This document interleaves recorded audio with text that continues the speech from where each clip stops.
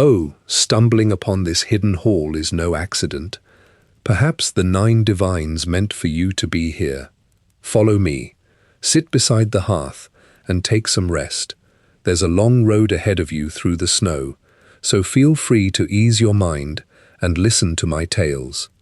Tonight, I'll carry you far south, past the borders of Skyrim, into the green heart of Cyrodiil. There was a year, the 433rd of the Third Era, when the very sky tore open and the Daedra spilled through. In that year, the Emperor Uriel Septim VII was assassinated, and the Amulet of Kings was destroyed, setting in motion a chain of events that would bring down an empire. Rest now and listen. In the twilight years of the Third Era, Cyrodiil sat at the very center of Tamriel, the beating heart of an empire that stretched across the whole of the continent. It was a province of rolling green hills and thick forests, of grand cities linked by old stone roads, and at its middle rose the imperial city, with the towering spire of the white gold tower catching the light of the sun. For generations, the Septim dynasty had ruled from that tower, and under their watch, the many provinces of Men and Mer had known a long stretch of relative calm. Nord and Breton, Redguard and Dunmer, all of them answered to the Ruby Throne, and the roads carried merchants and pilgrims from one corner of the realm to the other. It was a peace that had lasted so long that most who lived within it had never known anything else, and few among them ever imagined how quickly it could come apart. That peace, though, rested upon something far older and far stranger than laws or armies. To understand what was about to unfold, you must first understand the shape of the world itself. There were 2 great realms bound together in the telling of it. There was Mundus, the mortal world, the ground beneath a farmer's feet, and the sky above his head. And there was Oblivion, a vast and shifting collection of realms ruled by the Daedric princes, beings of immense and often terrible power. Between these 2 realms hung a barrier, a magical division that kept the Daedra from spilling freely into the mortal world and kept mortals from wandering into theirs. That barrier held Mundus safe, and it had held for age upon age.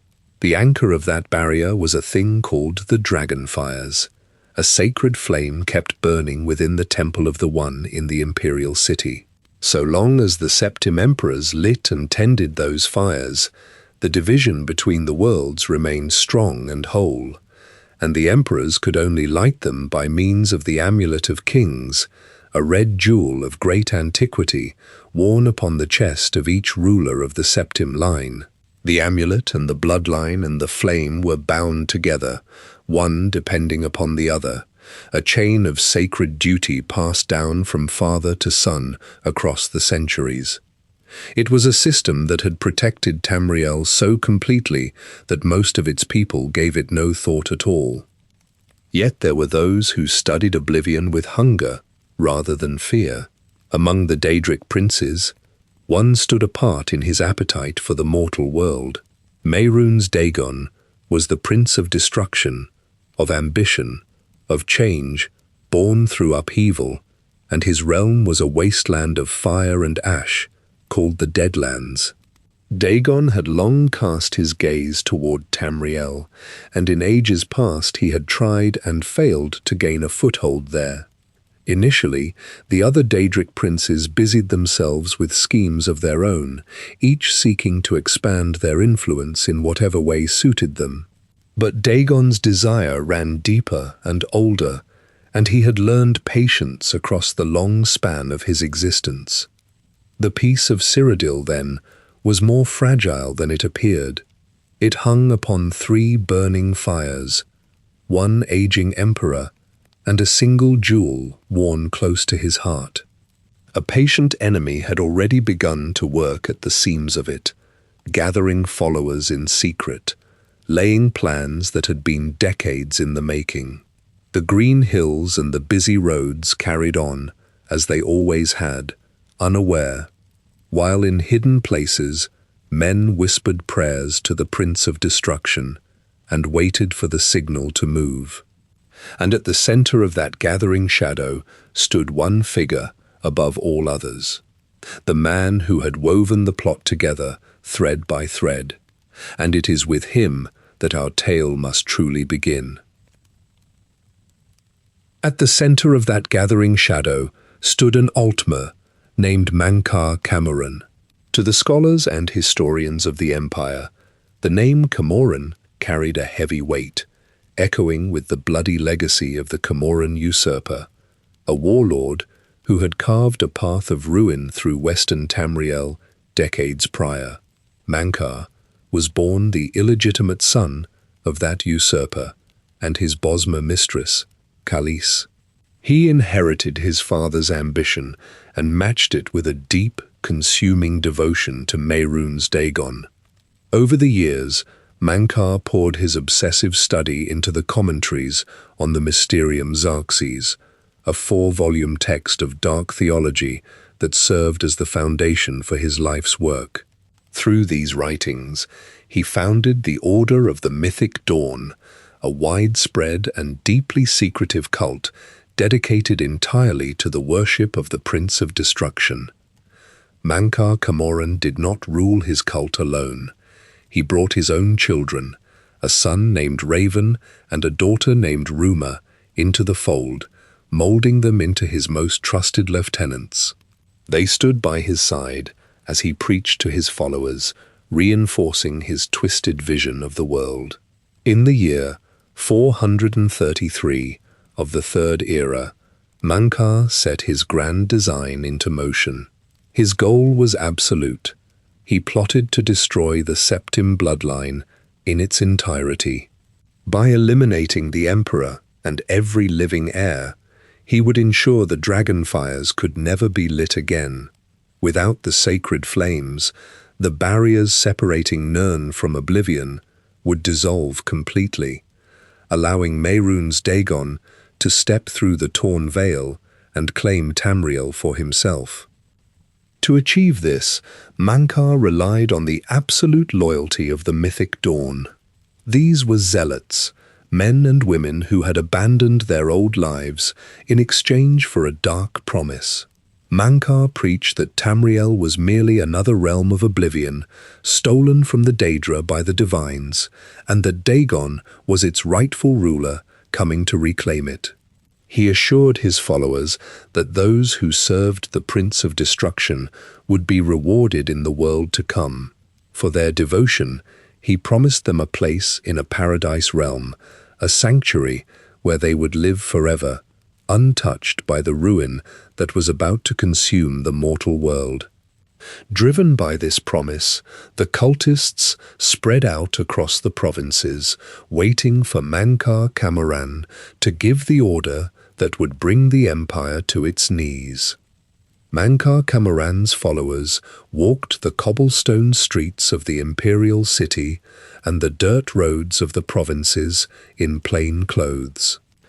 The Order of the Mythic Dawn spread across Tamriel through a network of sleeper agents, a blacksmith hammering iron in Coral, a merchant selling silk in Shadenhall, a city guard patrolling the docks, or a beggar asking for coins in the market square held allegiance to the cult. They blended into the daily routines of the towns and cities, attending to their public trades by day and reading the leather-bound volumes of the commentaries on the Mysterium Xerxes by candlelight in their locked cellars by night. They recognized one another through subtle hand gestures and chalk marks left on tavern walls. Beneath the loose floorboards of their homes, they kept crimson robes folded and hidden away, waiting for the call to act. The cult operated with absolute secrecy, passing encrypted notes hidden inside loaves of bread or sewn into the lining of cloaks. Far from the prying eyes of the local guards, the cult maintained a central gathering place hidden deep underground. North of Shadenhall, behind a heavy rock door set into a hillside, The Lake Arius caverns housed the main shrine to Mehrunes Dagon. The damp air of the cave system smelled of burning tallow and dried blood. Cultists wearing their red robes walked the stone tunnels, chanting in the Daedric tongue. They practiced summoning spells, pulling maces and swords of jagged red Daedric metal directly from Oblivion into their hands, letting the weapons vanish back into thin air seconds later. At the deepest level of the cavern, a massive statue of the Prince of Destruction stood over a stained stone altar, possessing 4 arms holding different weapons. Red banners bearing the Daedric letter Ot hung from the jagged cavern walls. Here, new initiates stepped forward, cutting their palms with silver daggers to let their blood drip onto the stone as a pledge to the Prince of Destruction. Here, Mankar Camoran addressed his initiates and passed down the mandates he received directly from the Deadlands. Camoran gathered his lieutenants and delivered the commands of his patron. Mehrunes Dagon prepared his siege engines and his legions of Dremora in the wastes of Oblivion, waiting for the path to clear. To clear that path, the magical barrier protecting Mundus had to fall. Camoran instructed his followers to target the Septim bloodline. The cultists forged iron daggers and coated them in paralyzing poisons, storing the weapons in hidden compartments beneath the city streets. They tracked the movements of the Imperial Guard and mapped the layout of the White Gold Tower, scratching the guard patrol routes and shift changes onto parchment. The objective required the simultaneous assassinations of Emperor Uriel Septim VII and all of his recognized heirs. With the royal blood spilled, the dragon fires would extinguish, severing the divine ward and leaving Nirn exposed to the Daedric advance. The cultists watched the 3 known princes, Geldol, Enman, and Ebel, noting the number of guards that stood outside their bedchambers, the routes their carriages took through the city streets, and the schedules of their public appearances. Every detail of the Septim family's daily life was documented and analyzed to ensure the strikes would occur flawlessly. To secure the absolute obedience of his followers, Camoran offered a profound reward for this dangerous task.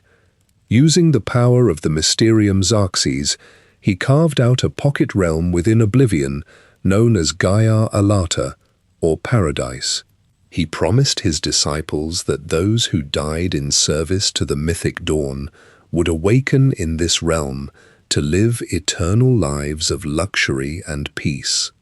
The cultists believed they would walk in sunlit gardens, eat fruit from silver trees, and drink from clear streams forever, shedding the pains of mortal life entirely. They accepted the poison on their blades and the risk of execution by the Imperial Guard, marching forward with the conviction that physical death was merely a doorway into an everlasting sanctuary.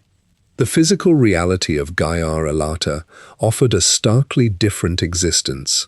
Upon arriving in the realm, the resurrected cultists found themselves trapped in a contained island environment overseen by Dremora overlords. The sky glowed with an unnerving golden light, and bright flowers bloomed from the soil, but the ground was littered with iron cages, rusted shackles, and bone fragments. The Daedric guards hunted the cultists through the brush, driving heavy maces into their ribs and burning their skin with fire magic.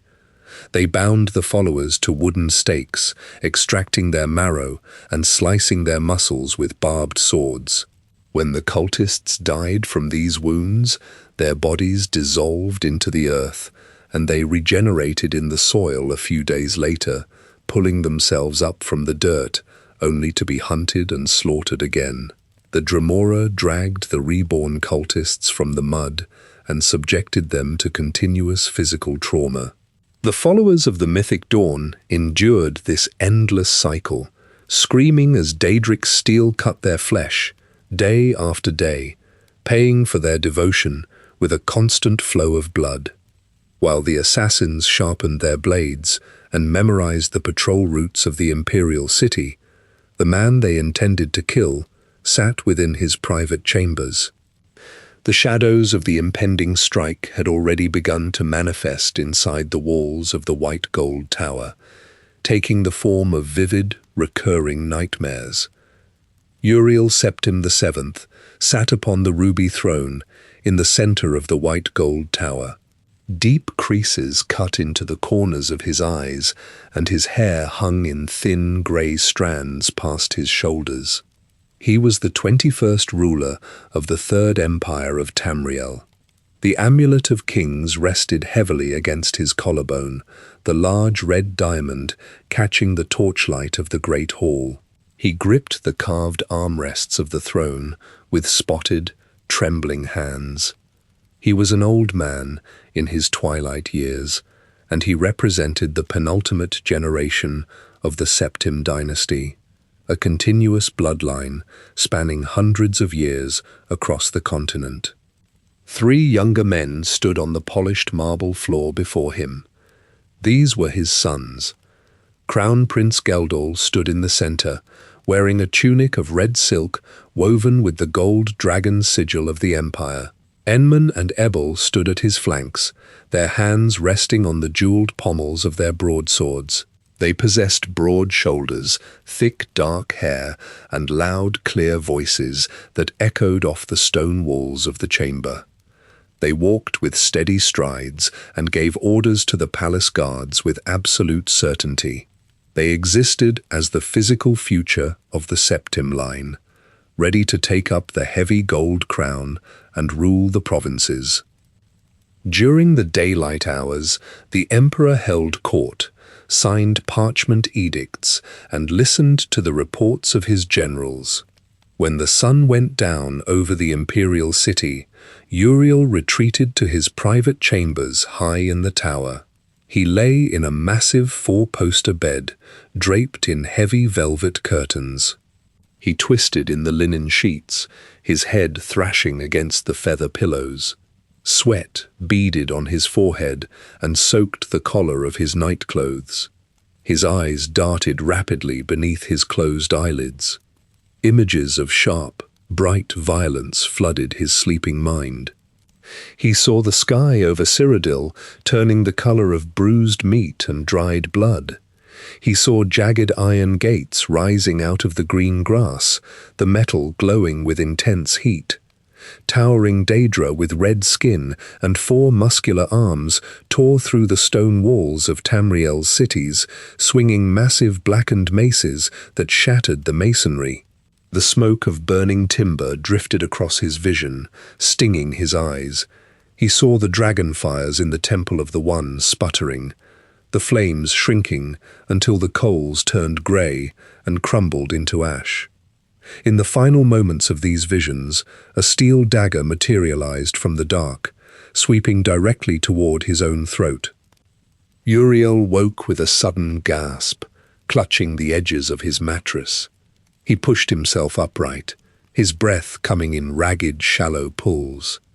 He stood and walked barefoot across the cold stone floor to the tall glass windows. He looked out over the imperial city. Torches burned in the street brackets below, casting yellow light against the cobblestones and the slate roofs of the houses. The streets sat entirely silent, empty save for the patrolling watchmen. Uriel raised his hand and pressed his palm against the glass, tracing the reflection of his own pale face. He reached up and touched the Amulet of Kings, tracing the hard, angled facets of the diamond. He recognized the vivid images from his sleep as precise glimpses of the coming days. He knew the end approached rapidly, marching toward his palace doors. He summoned the Blades, his elite personal guard. They entered his chambers wearing overlapping plates of steel Akaviri armor, their long katanas fastened securely at their hips. Uriel gave them strict orders regarding the patrols in the palace corridors, detailing exact routes and times for the guard shifts. He paced the wooden floorboards, observing the corners of every room he entered, watching the shadows for any sudden movement. He kept the blades close to his side during all hours of the day, surrounding himself with drawn steel. The month of last seed began, and humid air settled into the city. The 27th day of the month approached. Servants moved quickly through the corridors of the white gold tower. They hung massive banners of crimson and gold from the oak rafters of the great hall. Cooks in the lower kitchens carried roasted boars, wheels of yellow cheese, and silver trays of sweet rolls through the swinging wooden doors. Musicians gathered in the upper gallery, tuning wooden lutes and polishing brass horns with cloth rags. The palace prepared for Crown Prince Geldol's engagement ball. Uriel stood on the upper balcony, looking down at the gathering crowd in the hall. Nobles walked through the massive iron-studded doors, wearing gowns of silk and velvet doublets. The sun sank below the western mountains, and the shadows lengthened across the marble floor. The guards lit the wall sconces, filling the room with flickering orange light. Uriel pulled his heavy fur cloak tight around his shoulders and walked slowly down the stone stairs to meet his 3 sons. He kept his eyes fixed on the dark alcoves of the room as the musicians began to play the opening notes of the evening. On the 27th day of last seed, in the year 433 of the Third Era, musicians plucked lutes and beat leather drums in the great hall of the white gold tower. Guests in velvet gowns and silk tunics danced across polished marble floors. Servants carried silver platters piled high with roasted pheasant, sweet rolls, and spiced root vegetables, navigating through the dense crowd. Crown Prince Geldol Septim stood at the center of the room, raising a gold goblet filled with Surillier brothers' wine to mark his engagement. His brothers, Enman and Ebel, stood close beside him, clapping their hands and drinking from their own cups. The hall smelled of expensive perfumes and roasted meats. A dozen men and women stepped out from the edges of the crowd. They pulled heavy red robes over their formal clothing, covering their faces with deep cowls. With sudden flashes of crimson light, Daedric daggers and short swords materialized in their bare hands. Red runes glowed along the jagged iron edges of the weapons, and the smell of ozone filled the air. The robed figures lunged forward together. Blades pierced silk and tore through flesh. Crown Prince Geldol dropped his goblet, spilling red wine across the white stone. A summoned dagger took him in the throat, severing his arteries and opening a wide gash. He collapsed to the floor, grasping his neck as thick, dark blood pooled beneath his body. Enman turned toward the attackers, stepping between them and the fallen prince, and raised his hands to grapple the nearest robe. A heavy mace materialized in the grip of a cultist, who swung the weapon outward, crushing Enman's ribs and sending him crashing backward into a wooden dining table. Wooden splinters flew across the room as the table collapsed under his weight. Abel sprinted toward the heavy oak doors leading out of the hall. 2 cultists chased after him, caught him by the shoulders, and drove their glowing red blades deep into his back. The 3 heirs to the ruby throne bled out onto the marble floor, lying completely still among the dropped plates, spilled wine, and shattered glass. High above the ballroom, Emperor Uriel Septim VII sat in his private chambers, resting in a large wooden chair. He wore thick crimson robes trimmed with gold thread, and heavy wrinkles deeply grooved his face. His white hair fell across his shoulders, and his hands trembled as they rested on the carved wooden armrests. The heavy oak doors to his quarters burst open, slamming against the stone walls. 3 members of the Blades, the Emperor's elite bodyguards, rushed into the room. They wore overlapping plates of steel armor and carried long Akaviri katanas. Captain Renault walked at the front of the group, holding her blade ready, the steel already stained with fresh, dripping blood. Glenroy and Barras followed close behind her, scanning the corners of the room and gripping their own swords. Renault grabbed the Emperor by the arm and pulled him from his chair. She spoke rapidly, detailing the bodies of Geldol, Enman, and Ebel on the floors below. She described the cultists in red robes swarming the lower levels of the white gold tower, slaughtering the guards and moving up the spiral staircases toward the royal quarters. The Emperor looked at the guards, his skin pale and slick with sweat. He reached for a heavy velvet cloak and draped it over his shoulders. The blades formed a tight circle around Uriel. Renault took the lead, gripping her katana tightly, while Glenroy stayed beside the Emperor. Barras covered the rear, walking backward and watching the clear stone hallways. They walked past the main stairwells, moving through narrow servants' corridors and maintenance shafts. The air grew colder as they descended beneath the surface of the city. The polished marble walls gave way to rough-hewn stone blocks covered in patches of green moss. Iron sconces held torches that cast flickering orange light across their dented steel armor. The boots of the guards struck the stone steps with heavy, rhythmic thuds. The Emperor breathed heavily, his leather boots scraping against the rough ground. From the passages far above, the sound of shouting and the clash of steel echoed down the shafts. Renault carried a heavy iron key ring, and she used it to open thick wooden doors bound in iron, pushing them open and securing the heavy deadbolts behind the group as they passed through. They walked deeper into the earth, descending into the catacombs and dungeons that formed the foundations of the imperial city. The smell of mildew, wet dirt, and stale sweat filled the corridors. The temperature dropped further, causing the Emperor to pull his cloak tighter around his neck.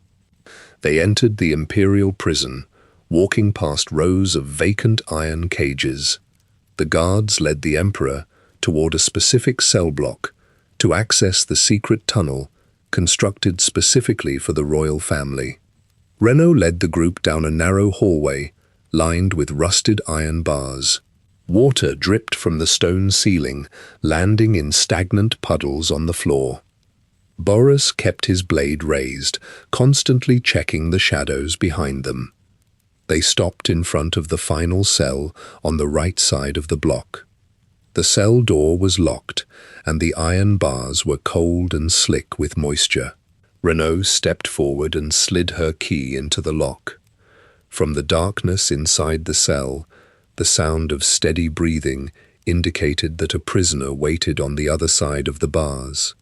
Deep beneath the streets of the imperial city, moisture ran down the granite walls of the dungeons and gathered in puddles along the jagged flagstones.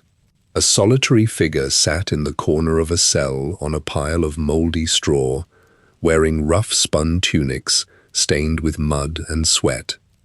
Heavy iron bars stood between this prisoner and the torchlit corridor outside. Rats scurried along the baseboards, their claws scratching against the loose mortar. The prisoner listened to the slow drip of water hitting the cobblestones from the arched stone ceiling above. The air held the thick scent of mildew and stagnant sweat, settling heavily in the confined space. Heavy footfalls echoed through the subterranean block. The sound of armored boots struck the stone stairs leading down from the upper levels of the white gold tower, accompanied by the sharp clatter of drawn steel. Three figures, clad in the articulated Akaviri armor of the blades, hurried down the passageway, and their katanas reflected the orange light of the wall sconces. They formed a tight protective ring around an older man, draped in heavy crimson robes, bordered with gold thread. Uriel Septim VII moved with a pronounced limp, his lined face pale and covered in a thin sheen of sweat. Up above, the sounds of fighting echoed down the stairwell. Cultists wearing crimson robes over boiled leather armor clashed with the palace guards in the corridors of the tower. The emperor descended from his chambers under the escort of his personal bodyguards, and they retreated deep into the foundations of the prison. The blades guided the emperor directly toward the cell holding the solitary prisoner, their eyes scanning the dark corners of the corridor for any sign of movement. Captain Renaud, the leading blade, turned the mechanism of the heavy iron door of the cell with a large brass key. The door swung inward, the metal hinges grinding loudly against the damp stone. She stepped inside, pushing the prisoner back against the far wall with the flat of her blade to secure the space. The emperor stepped past the armored woman and stood in the center of the cramped stone room. He looked closely at the prisoner clad in rags. The lines around the emperor's eyes deepened as he studied the face of the captive, and he raised his hand and commanded the blades to lower their weapons. Uriel Septim stared at the prisoner and spoke in a low, gravelly voice. He described seeing this exact face in his recent dreams, the very visions that had troubled his sleep for months. He recounted the sequence of the stars, the layout of the stones, and the exact position of the captive in the dark. He pronounced a pardon for the prisoner right then and there.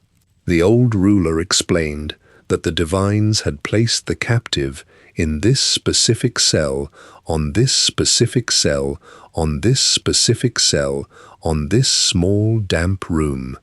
He saw the threads of fate converging on this small, damp room, speaking with absolute certainty about the path ahead. Captain Renaud pressed a specific sequence of loose bricks on the back wall of the cell. The mortar cracked, and a heavy section of the stone wall ground backward, sliding open to reveal a narrow, dusty tunnel hidden behind the masonry. The route plunged into the ancient catacombs beneath the city, a path maintained exclusively for the sudden evacuation of the royal family. The draught blowing from the gap smelled of dry earth and old bone dust, carrying a severe chill from the depths below. The blades ushered the emperor into the dark passage, and Uriel turned back and instructed the prisoner to follow them into the catacombs. The small group moved through the winding tunnels, their torches casting long, flickering shadows over the burial niches and collapsed archways. Cobwebs clung to their armor and robes as they navigated the tight corridors. Behind them, the wooden door to the cell block splintered into pieces under heavy impact. Assassins wearing the mythic dawn symbol poured into the room and immediately spotted the open secret passage. The cultists summoned bound armor and maces of purple daedric energy charging into the tunnel. Captain Renaud turned to face them, her katana slicing through the narrow space. The clash of steel against summoned metal rang out loudly through the caverns. Renaud collapsed to the dirt floor, her blood pooling on the ground. Burrus and Glenroy, the surviving blades, pushed the Emperor further down the tunnel, leaving the attackers behind in a narrow choke point. The prisoner picked up a discarded iron short sword from the ground and followed closely behind the royal escort. The group descended deeper into the subterranean network, passing through natural caves and ancient ruined imperial substructures. Water dripped constantly from the stalactites, and the smell of ozone and fresh blood filled the enclosed space. The Emperor leaned heavily against the stone walls, his breath coming in ragged gasps. They reached a sealed section, a heavy iron gate blocking their path. Glenroy and Burrus worked the rusted gears to raise the portcullis, the metal chains clanking loudly. The cultists approached from the rear, their red robes appearing around the bend of the tunnel. The Emperor stepped into a small side alcove, seeking cover, while his bodyguards moved to intercept the attackers. Uriel Septim looked at the prisoner one final time, reaching beneath his heavy crimson robes and grasping the thick gold chain resting against his chest. The heavy iron door of the substructure slammed into its stone frame, sending a shower of loose grey mortar dusting down onto the damp floor. Captain Renault and Glenroy stood shoulder to shoulder by the entrance, their Akaviri katanas drawn and angled toward the splintering wood of the barricade. Beyond the door, the scraping of leather boots and the clanking of iron chainmail echoed down the narrow corridor, followed by the rhythmic, heavy thud of maces striking the barrier. The remaining blades held their ground, keeping their attention fixed entirely on the splintering planks. Emperor Uriel Septim stood in the center of a small, torchlit alcove, separated from the clash at the doorway. He breathed heavily, his chest rising and falling in rapid intervals, while condensation gathered on his silk robes. The prisoner stood right beside him, watching the orange flames cast long, shifting shadows across the rough-hewn limestone walls. The air smelled of wet earth, stagnant water, and rusted iron. Uriel turned his back to the guarded door and faced the prisoner. He reached up to his chest and grasped the heavy gold setting of the Amulet of Kings. His fingers traced the jagged edges of the central red diamond, a massive gemstone cut into a rhombus and encircled by 8 smaller jewels, catching the nearby firelight and reflecting crimson bands across the damp stones. He pulled the thick gold chain over his head, disturbing his grey hair, and held the jewelry out toward the prisoner. The gold links made a soft metallic grinding noise as they settled into the prisoner's open palms. The metal retained the body heat of the emperor, warming the prisoner's skin. Uriel looked directly into the eyes of the prisoner and spoke in a steady, low voice. He instructed the prisoner to take the amulet and deliver it to a man named Joffre. He stated that Joffre served as the Grand Master of the Blades and possessed the knowledge of the final surviving Septim heir's location. The emperor leaned closer, grasping the prisoner's forearm with his wrinkled hand. He instructed the prisoner to find this hidden son and use the amulet to restore the barrier between the worlds. His voice grew louder, echoing off the low ceiling, as he delivered his final command to find the heir and close shut the jaws of Oblivion. A grinding sound of stone dragging over stone interrupted the exchange. A section of the back wall, built to look exactly like solid masonry, pivoted outward on a hidden iron hinge. A cloud of ancient dust rolled out from the gap. A figure dressed in crimson robes stepped out of the newly opened passage. The stranger held a short sword fashioned from a dark, jagged metal, the blade serrated along the bottom edge. The guards at the main door remained locked in combat, facing the opposite direction. The assassin lunged forward, closing the distance in 2 rapid strides, and drove the blade directly into the side of the emperor's chest. The metal pierced the silk fabric and sank deep between his ribs.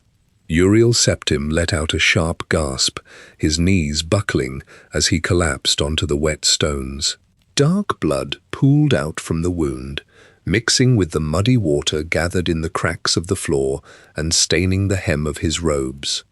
The assassin pulled the serrated sword free, turning the blood-stained weapon toward the prisoner and raising it for a second strike. Boris charged across the room, his heavy steel boots splashing through the puddles and echoing loudly in the enclosed space. He raised his katana with both hands, brought the blade down across the assassin's shoulder, and drove the steel through the red fabric and deep into the collarbone. The force of the blow drove the cultist to the floor. The assassin dropped the short sword, the metal clattering across the uneven stones, and fell completely still. Boris immediately dropped to his knees beside the emperor. He placed 2 fingers against the side of Uriel's neck, pressing into the skin to search for a pulse. His shoulders slumped, and he lowered his head, staring silently at the blood pooling around the emperor's body. He remained on the floor for a long moment, listening to the sounds of the skirmish at the door finally dying down as the surviving cultists retreated down the hall. Boris stood up and faced the prisoner. His eyes shifted from the prisoner's face to the red diamond resting in their hands. He stepped closer and asked what the Emperor had said in his final moments. The prisoner repeated Uriel's exact words, mentioning Joffre, the hidden heir, and the command to close the jaws of Oblivion. Boris nodded slowly, recognizing the name of his order's Grand Master. He pointed down the dark corridor, leading away from the hidden panel. He explained that Joffre resided at Waynon Priory, a secluded monastery located in the forested hills near the city of Coral. Boris reached into his belt pouch, produced a heavy iron key, and pressed it into the prisoner's hand. He pointed to the open secret passage the assassin had used. He instructed the prisoner to travel through that hidden tunnel and follow the sewer network all the way to the city outskirts, where a drainage grate led to the surface.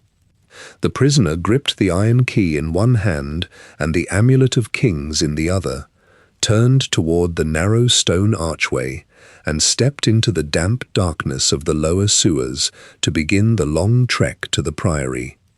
The prisoner stepped out of the damp, moss-slicked stone of the imperial sewers and into the blinding sunlight of the Nibene Basin. The smell of stagnant water and blood faded, replaced by the scent of pine and fresh soil. The heavy iron grate slammed shut behind them, sealing the horrors of the dungeon away. Inside a leather pouch slung across their chest rested the Amulet of Kings. The central red diamond pressed a cold, heavy weight against their ribs with every step. The prisoner climbed the muddy bank, boots sinking into the wet earth, and walked onto the cobblestone path of the Red Ring Road. The route to Waynon Priory required traveling northwest through the great forest. Dirt paths wound through massive oak trees with sprawling roots that broke through the topsoil. The thick canopy blocked the midday sun, casting long shadows over the fern undergrowth. The prisoner walked for miles, eventually purchasing a dapple horse at a roadside stable and riding until the muscles in their thighs cramped and their hands grew raw against the leather reins. Rain soaked their tunic, and thick brown mud splashed against the horse's flanks. The road sloped upward toward the Colovian highlands, where the trees thinned and grey rocks jutted from the grassy hillsides. South of the towering stone walls of Chorol sat Waynon Priory. The settlement consisted of a few modest buildings with thick stone walls and thatched roofs, all surrounded by a low timber fence. White sheep grazed on the short grass near the stables. Monks in coarse brown robes moved quietly through the dirt courtyard. One monk swept the steps with a straw broom, while another carried two sloshing wooden buckets of well water toward the animal pens. The prisoner tied their horse to a wooden post, walked up the stone steps, and pushed open the heavy oak door of the main house.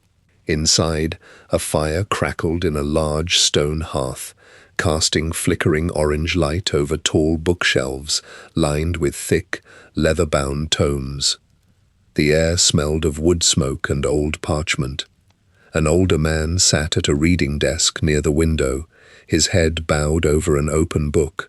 He wore the simple brown robes of the monastic order, but his shoulders were broad, and his hands bore the thick, white calluses of a seasoned swordsman. This was Joffre. The prisoner approached the desk, untied the leather pouch, and pulled out the Amulet of Kings. They placed the relic on the wooden surface between the scattered inkwells and quills. The firelight caught the edges of the central red diamond and the 8 smaller gems surrounding it, scattering crimson and gold reflections across the stone walls of the room. Joffre stood up so quickly his wooden chair scraped loudly against the floorboards. He stared at the jewel, his eyes wide, and picked it up with a slow, careful grip. He listened intently as the prisoner recounted the assassination of the emperor, the ambush in the hidden tunnels, and Uriel's final, gasping words. Joffrey opened a heavy iron lockbox beneath his desk, placed the amulet inside, and turned the iron key. He faced the prisoner and explained his true station. He served as the Grand Master of the Blades, the covert network of the Emperor's bodyguards and spies, using the quiet priory as a hidden command post. Joffrey walked to the window and looked out at the grazing sheep. He spoke of the Emperor's 3 dead sons, and then he revealed the existence of a 4th. Years ago, a woman had brought an infant to Waynon Priory in the dead of night. The Emperor had acknowledged the child as his own flesh and blood, but ordered the boy's existence kept entirely secret to protect him from the political rivalries of the Elder Council. Joffrey had taken the boy in and raised him within the priory walls, keeping the truth of his royal lineage hidden, even from the child himself. The boy grew up, joined the clergy, and eventually left the priory to serve the 9 divines. His name was Martin. He lived as a humble priest in the chapel of Akatosh, far to the south in the hilltop city of Kvatch. Joffrey turned away from the window and placed his hands flat on his desk. The assassins who murdered the Emperor had struck with coordinated precision, and they would undoubtedly scour the province for any remaining members of the Septim bloodline. The cultists wore crimson robes, wielded summoned maces and daggers, and hid in plain sight as common citizens. Joffrey commanded the prisoner to ride south immediately. The Grand Master walked to a heavy iron-bound chest in the corner, throwing open the lid to provide a fresh steel longsword, a sturdy shield, and a satchel of dried meat and hardtack. The prisoner carried the supplies outside, tightened the saddle girth on a fresh horse from the priory stables, and mounted the steed. They pulled the reins and directed the horse toward the southern road. The path to Kvatch stretched across miles of rolling hills and dense thickets, and securing the Septim bloodline required reaching the priest before the men in red robes arrived.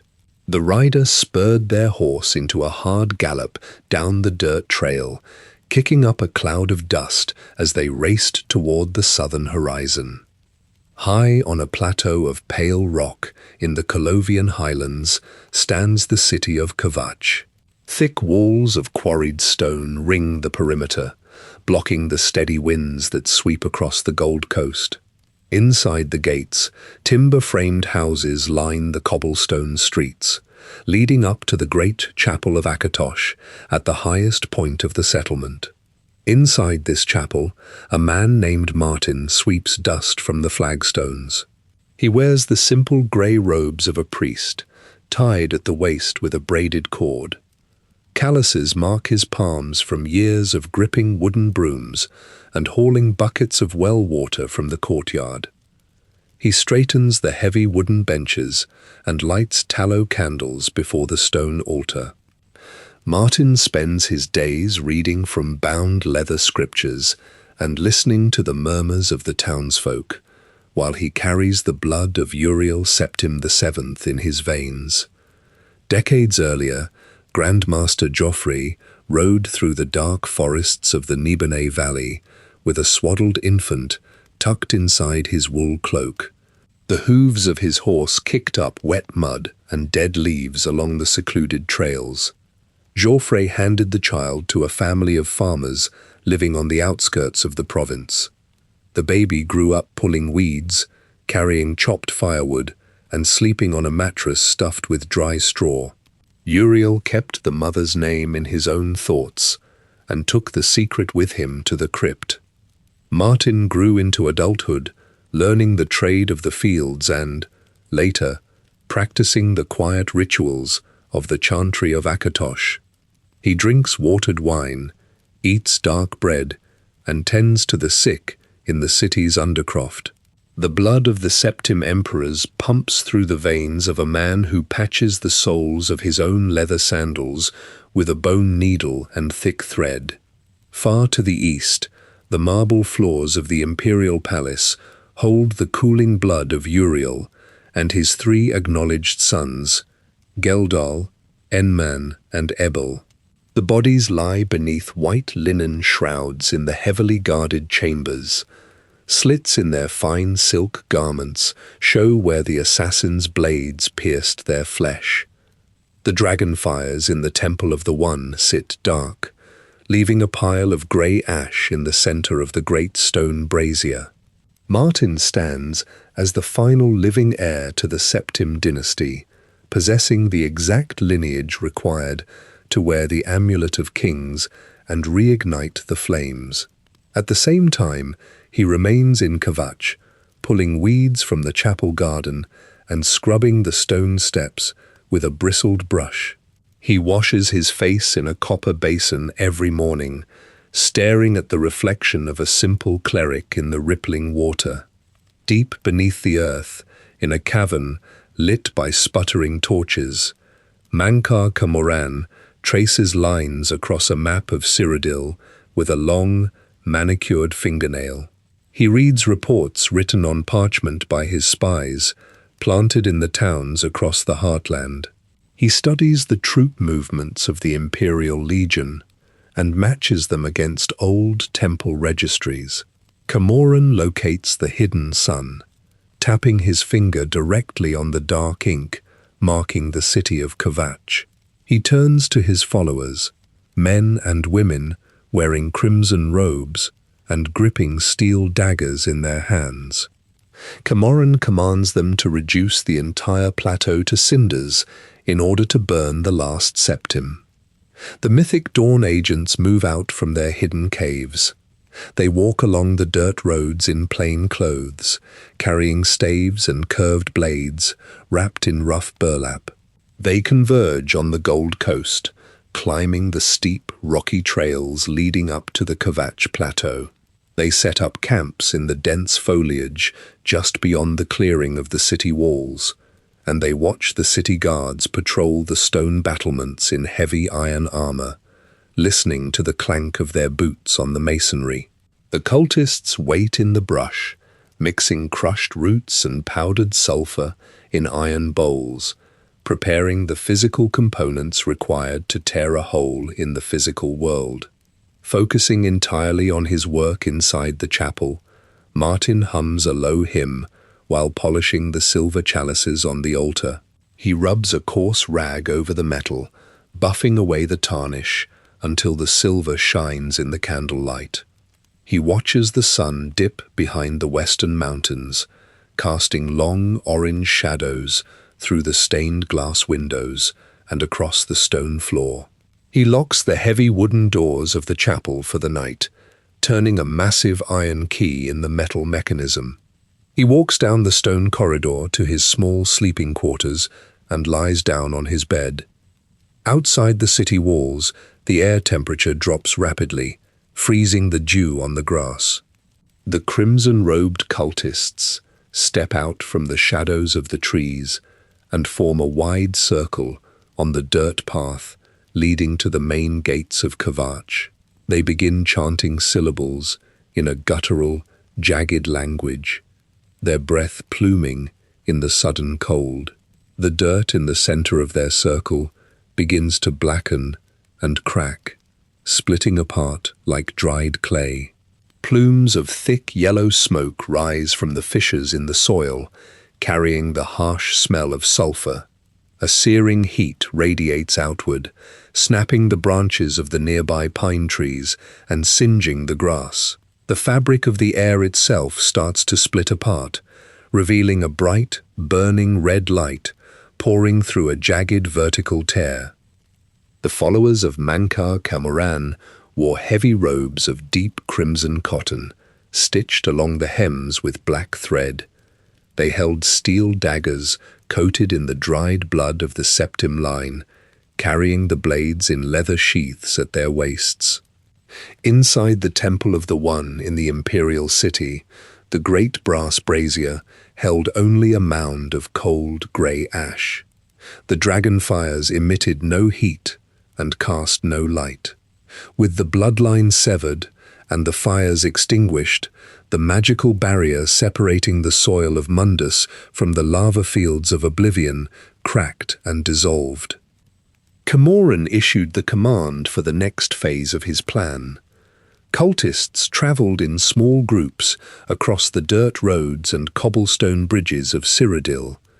They carried loose parchment pages copied from the Mysterium Xerxes, tightly rolled and sealed with black wax. One such group climbed the steep, winding path up the plateau of Kvatch. They stopped in the clearing just outside the high stone walls of the city. The cultists poured crushed bone and black daedra salts onto the yellow grass, forming a wide, intersecting circle of runes.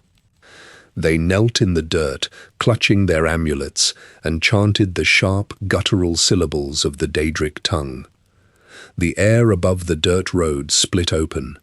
A vertical tear of blinding orange light ripped through the space between two large pine trees. The edges of the light pulled apart, revealing a spinning vortex of fire and thick black smoke. The ground shook violently, vibrating the loose stones of the city walls. Giant slabs of jagged, porous black rock thrust upward from the soil, tearing through the roots of the trees. The stones fused together, forming a massive spiked archway around the swirling portal. Crimson symbols glowed across the surface of the black rock, flaring and dimming in steady intervals. A shockwave of dense, suffocating heat rolled outward from the center of the archway. The wave flattened the yellow grass and snapped the trunks of the surrounding pines. The needles and branches burst into open flame instantly. The air filled with the heavy stench of sulfur, melting copper, and burning sap. The sky above the plateau shifted colors. A thick blanket of dark gray ash rolled over the city, blocking the sun. The ash clouds caught the light of the portal, glowing from beneath with a deep, bruised red hue. Heavy cinders drifted down from the clouds.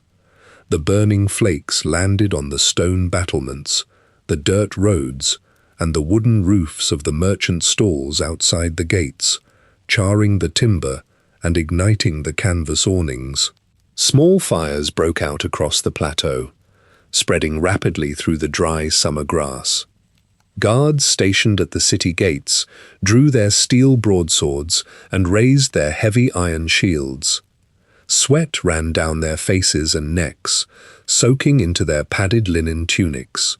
The intense heat radiating from the portal warmed the steel of their armor, blistering the skin beneath their chainmail. They planted their leather boots into the dirt and stared into the vortex. Through the spinning wall of fire, the landscape of the Deadlands stood clearly visible. Rivers of bright yellow and orange lava flowed sluggishly between jagged peaks of black obsidian. Tall, spiked towers constructed from dark metal and interlocking bones pierced the red sky of the Daedric realm. The barrier between the two worlds lay completely open, bleeding the heat and ash of Oblivion directly into the cool mountain air of Cyrodiil. Figures emerged from the burning vortex, stepping off the molten rock of their realm and onto the dirt of the plateau. Small, hunched creatures with grey, leathery skin, pointed snouts, and large yellow eyes scurried forward on their hind legs. They gathered raw thermal energy in their palms, hurling spheres of concentrated fire at the city guard. The fireballs impacted the iron shields, melting the metal and setting the guards' linen tunics ablaze. Men dropped their weapons, falling to their knees and rolling in the dirt to smother the flames. Behind the smaller beasts marched the Dremora. These tall humanoids possessed skin the color of dried blood, and sharp, jutting horns protruded from their skulls. They wore thick, heavy armor forged from black iron and red ebony metal, covered in sharp spikes and jagged metallic ridges. The Dremora wielded massive claymores and long-handled maces lined with cruel barbs. They moved in perfect unison, stepping over the burning grass without hesitation. Their heavy iron boots crushed the fallen pine branches into ash. The Dremora swung their barbed blades, slicing through the steel breastplates and flesh of the defending guards. Blood sprayed across the dirt road, instantly boiling and hissing upon the superheated soil. The guards fell one by one, their bodies trampled under the marching feet of the Daedric vanguard. The creatures flooded out from the archway in a continuous, unbroken stream of dark metal and red skin.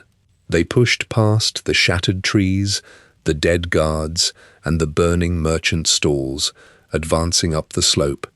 They raised their heavy weapons and marched directly toward the thick wooden doors of the city, clearing the path for the massive machine rumbling on the other side of the vortex, bringing the full weight of the Deadlands to the gates of Kvatch.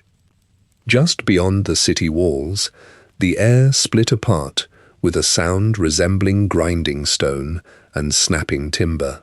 A massive circular tear in the world expanded outward, glowing with the harsh orange light of the Deadlands. From this great gate rolled a Daedric siege crawler. A towering construct of black iron and spiked wheels emerged from the portal, its heavy metal treads crushing the dirt and grass into fine dust. The machine moved forward, grinding against the stone walls of Kvatch. The city's outer defenses crumbled under the sheer mass of the construct.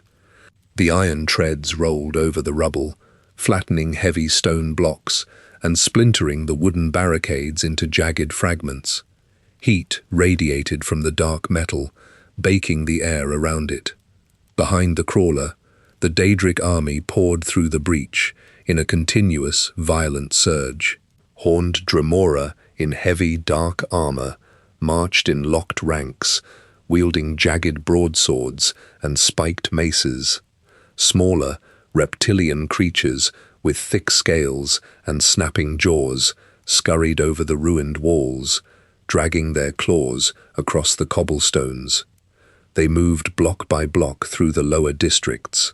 The mages among the invaders threw globes of raw fire onto the thatched roofs of the residential houses and the wooden shingles of the merchant shops.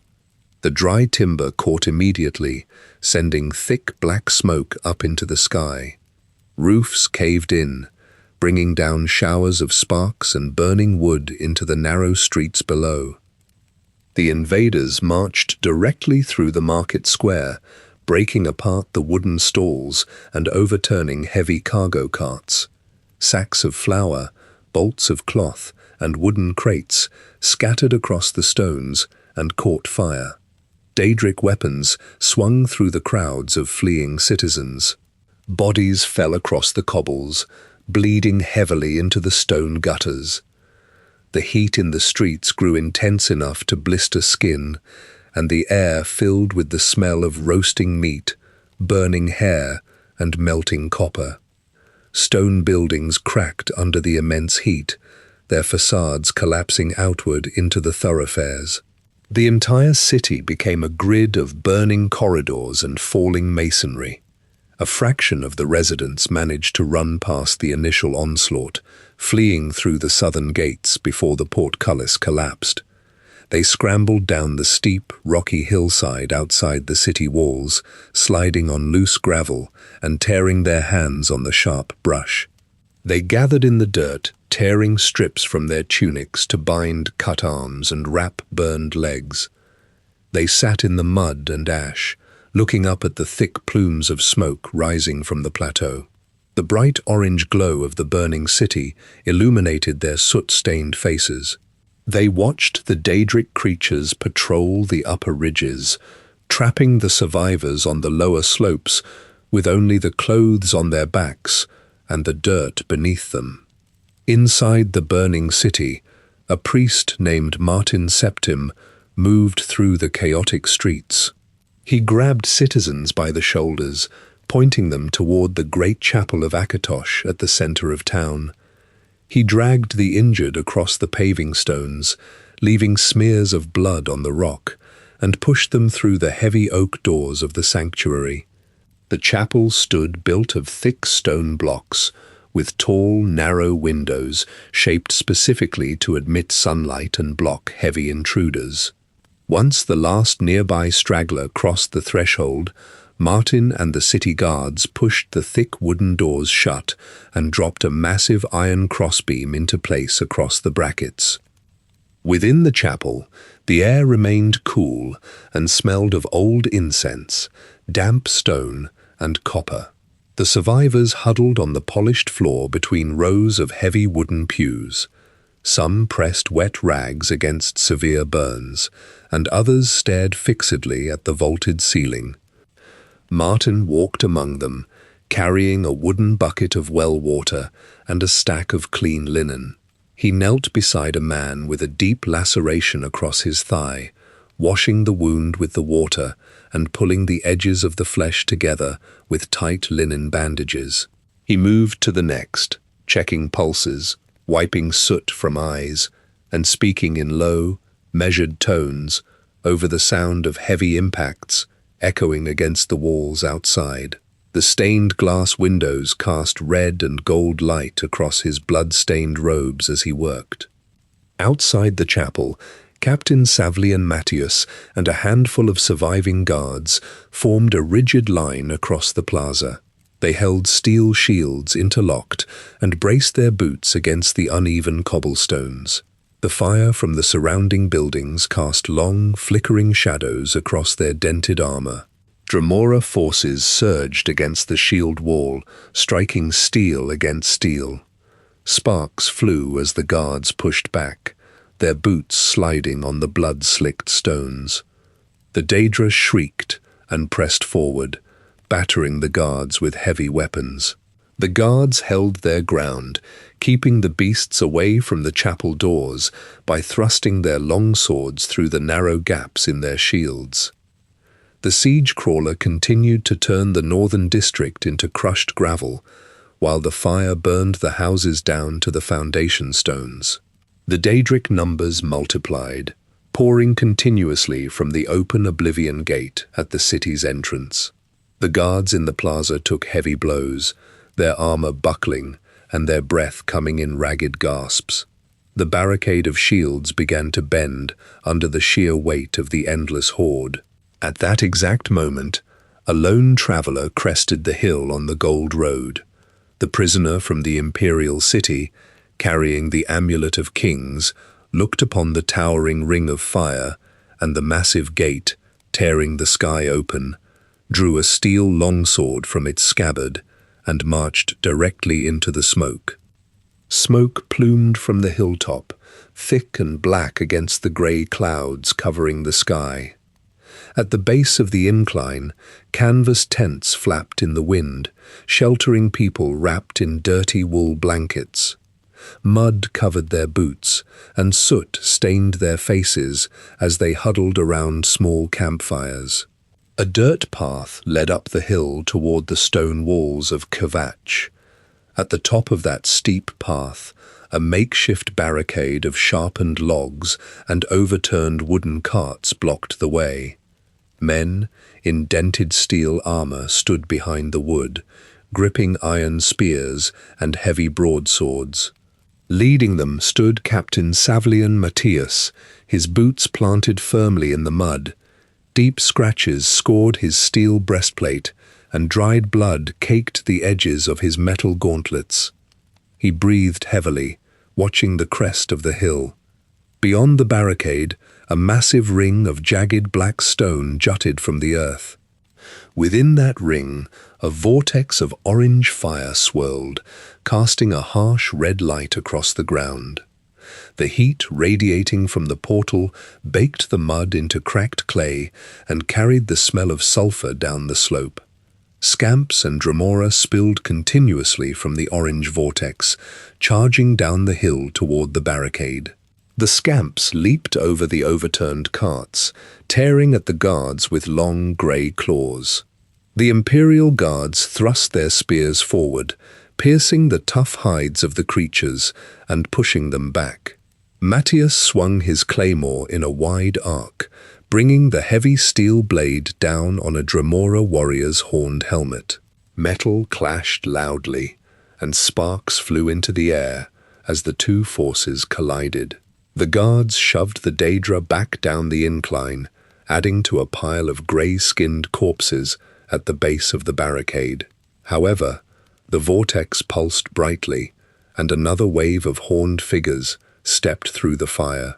Dozens of Daedra poured from the gate every minute, pressing hard against the remaining handful of guards, who leaned heavily on their chipped blades and gasped for air. The warrior arrived at the encampment, walked up the muddy path, and drew a steel weapon.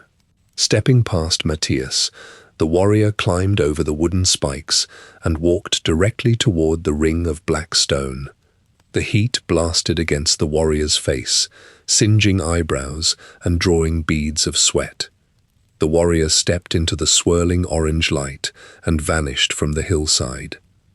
The warrior emerged onto a jagged rock outcropping, surrounded by a lake of bubbling magma. Ash fell from a sky glowing the color of dried blood. Tall, fleshy plants known as bloodgrass sprouted from the porous stone, their red blades snapping in the hot wind. In the distance, a massive black tower rose into the air, its exterior covered in iron spikes and glowing red veins.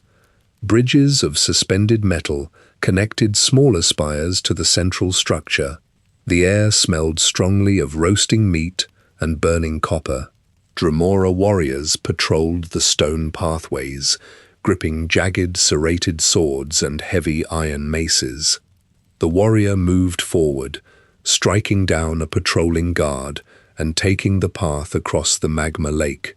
Furthermore, fireballs erupted from the lava below, scorching the metal bridges and spraying sparks across the walkway. The warrior sprinted across the iron grates, pushed through a heavy flesh-bound door, and entered the base of the central tower, an imposing structure known as the Blood Feast. Inside the tower, blood-stained metal ramps spiraled upward along the curved walls. Geysers of flame shot through iron grates in the floor, illuminating the dark corridors. The warrior climbed the ramps, parrying sword strikes from the Dremora guards and driving a blade through their dark, heavy armor. Pushing through multiple levels, the warrior finally reached the top chamber, the Sigillum Sanguis. At the center of the room, a pillar of fire shot upward from an iron grate. Suspended within that pillar hung a sphere of dark magic, the Sigil Stone. It pulsed with bright orange light, humming with a low, vibrating frequency that shook the floorboards. The warrior approached the pillar, reached through the flames, and grabbed the sphere. The intense heat burned the warrior's leather gloves, and the stone scorched the skin beneath. The warrior pulled the sigil stone completely out of the fire. The pillar collapsed immediately, and a blinding white light flooded the chamber, accompanied by a deafening crack of thunder. The white light faded, and the warrior stood once again on the hilltop in Cyrodiil. The ring of black stone remained, standing quiet and still. The swirling orange vortex vanished, revealing the grey clouds behind the stone arch. Matthias lowered his sword, staring through the empty center of the ring, and then raised his blade high into the air. He shouted to his men, and the guards surged forward, climbing over the barricade. The warrior joined them as they charged toward the wooden gates of Kvatch. The splintered wooden gates hung off their iron hinges, blackened by fire. The men ran through the archway and entered the city plaza. Piles of rubble choked the cobblestone streets. Charred timber smoldered in the ruins of collapsed houses. A fresh wave of Daedra charged from the side alleys, wielding heavy axes. The guards locked their shields together and pushed forward, driving their swords into the creatures' chests.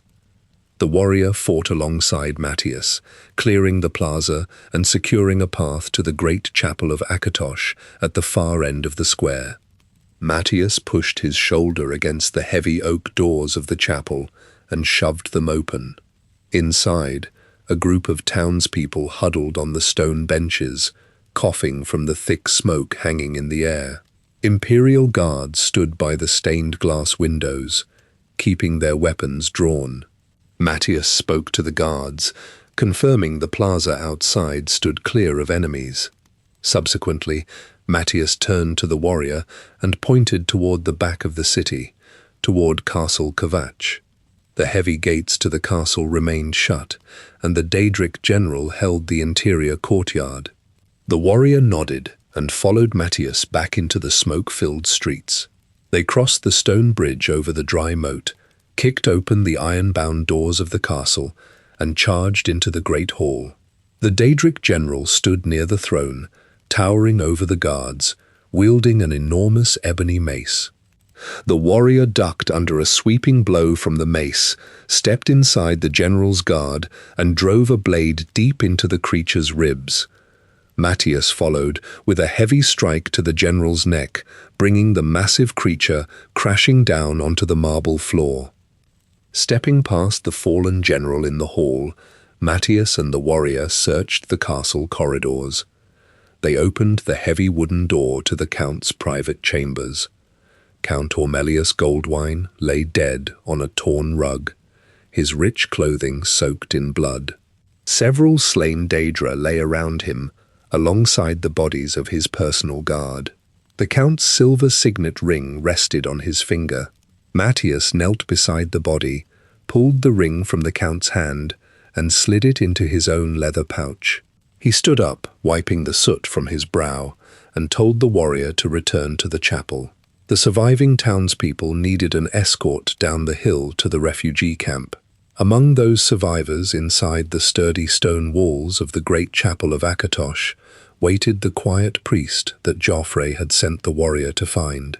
The warrior left the castle, walking back across the ash-choked plaza, and pushed open the chapel doors once more to find the man named Martin.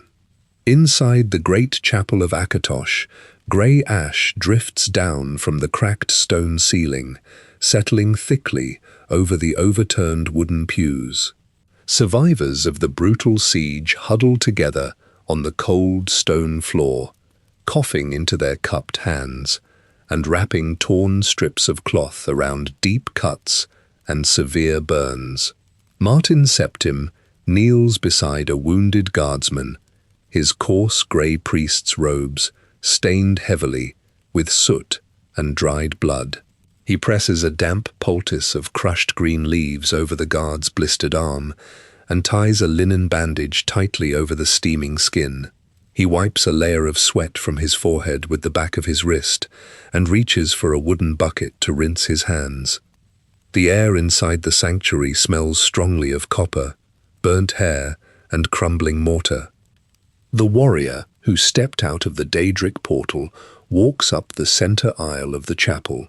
Heavy iron boots clank against the stone tiles, echoing loudly through the vast vaulted chamber.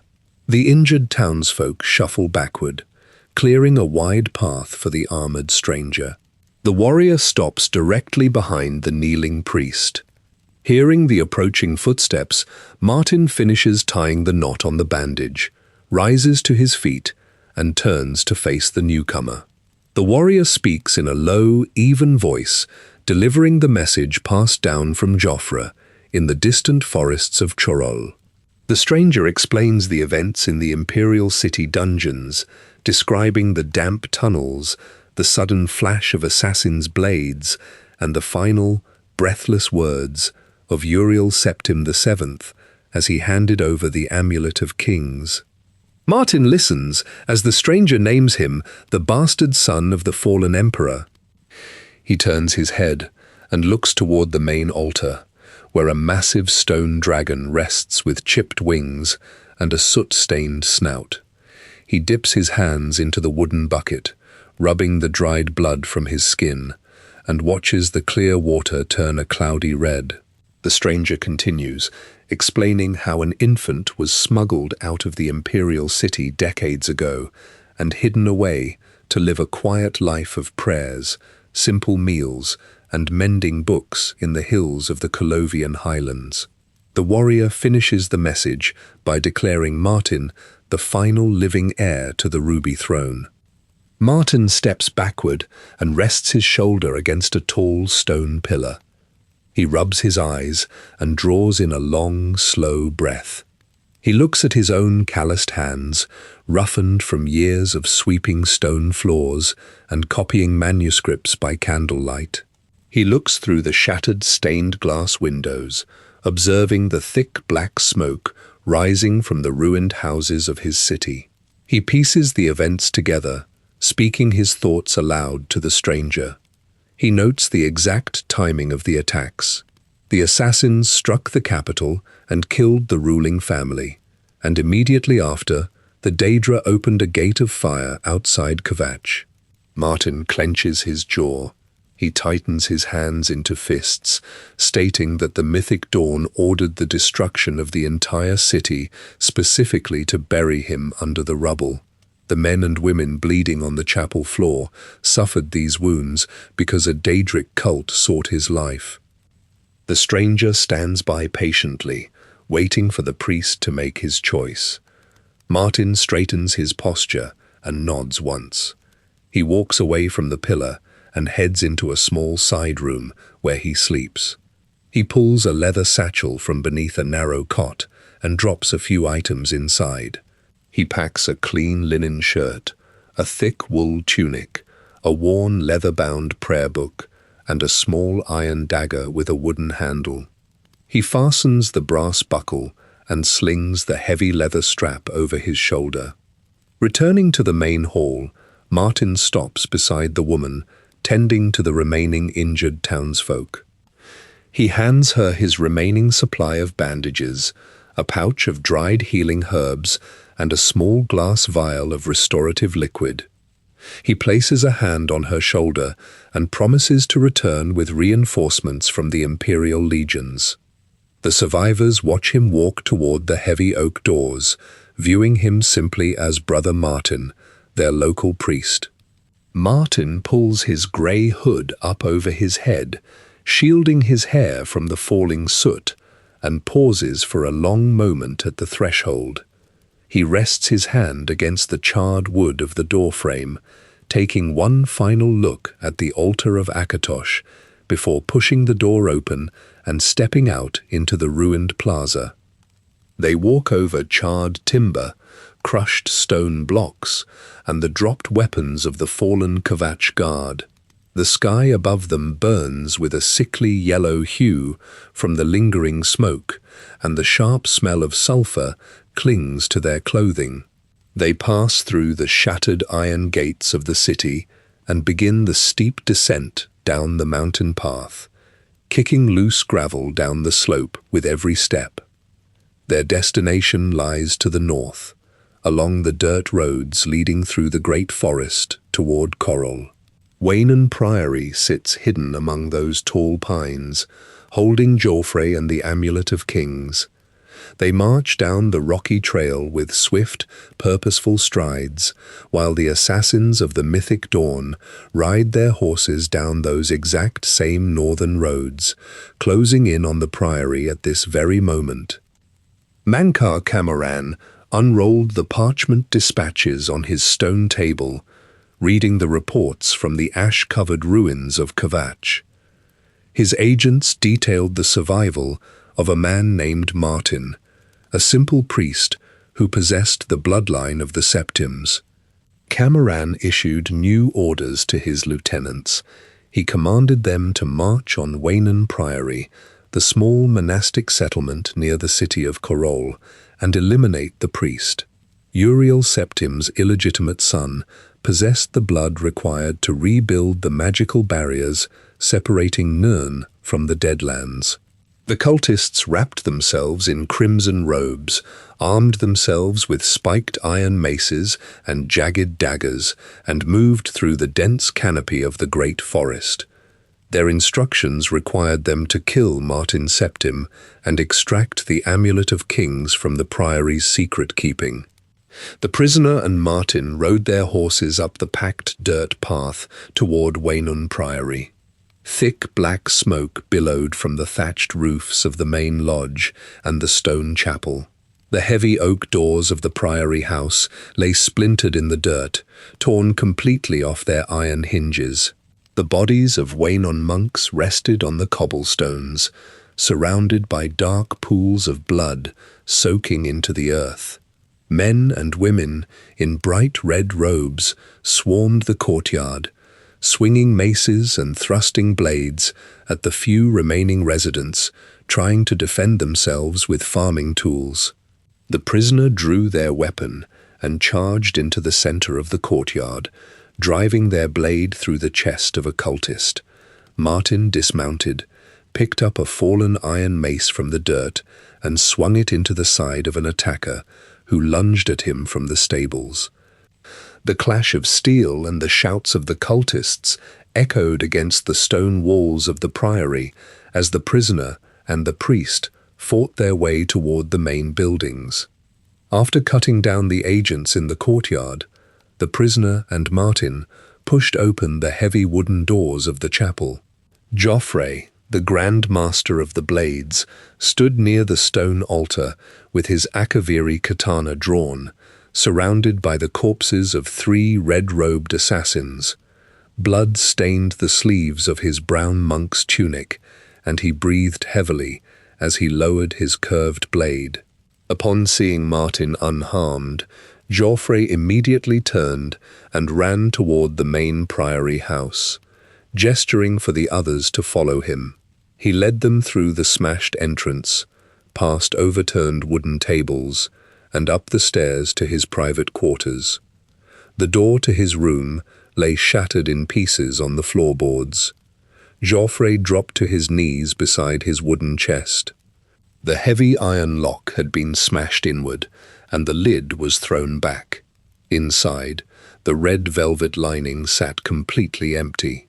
The mythic dawn had broken into the Grand Master's quarters and taken the Amulet of Kings. Joffre stood up, gripping the hilt of his sword as he looked at the empty chest. The broken doors and slaughtered monks left the priory completely defenseless, and the cultists now possessed exact knowledge of the heir's physical location. Joffre gathered his heavy steel armor from a nearby trunk, strapping the overlapping metal plates over his tunic and securing his helmet under his chin. The 3 men mounted their horses and rode north, leaving the smoking, blood-stained grounds of Waynun Priory behind them. They traveled up the steep, winding paths of the Jaral Mountains. The temperature dropped sharply, and thick snow began to fall, clinging to their wool cloaks and frosting the manes of their horses. They rode for hours through the deep snowdrifts, climbing higher into the jagged peaks until they reached a massive fortress built from grey stone blocks, set directly into the side of the mountain. This fortress was Cloud Ruler Temple, the ancient stronghold of the Blades. The heavy wooden gates swung open, the massive iron hinges grinding against the stone, revealing armored warriors lining the high walls, standing guard with bows drawn and swords ready. As Martin stepped off his horse and into the safety of the flagstone courtyard, red rifts ripped through the clouds across the rest of Tamriel. The mythic Dawn, holding the Amulet of Kings and emboldened by their raid, executed the next phase of their invasion.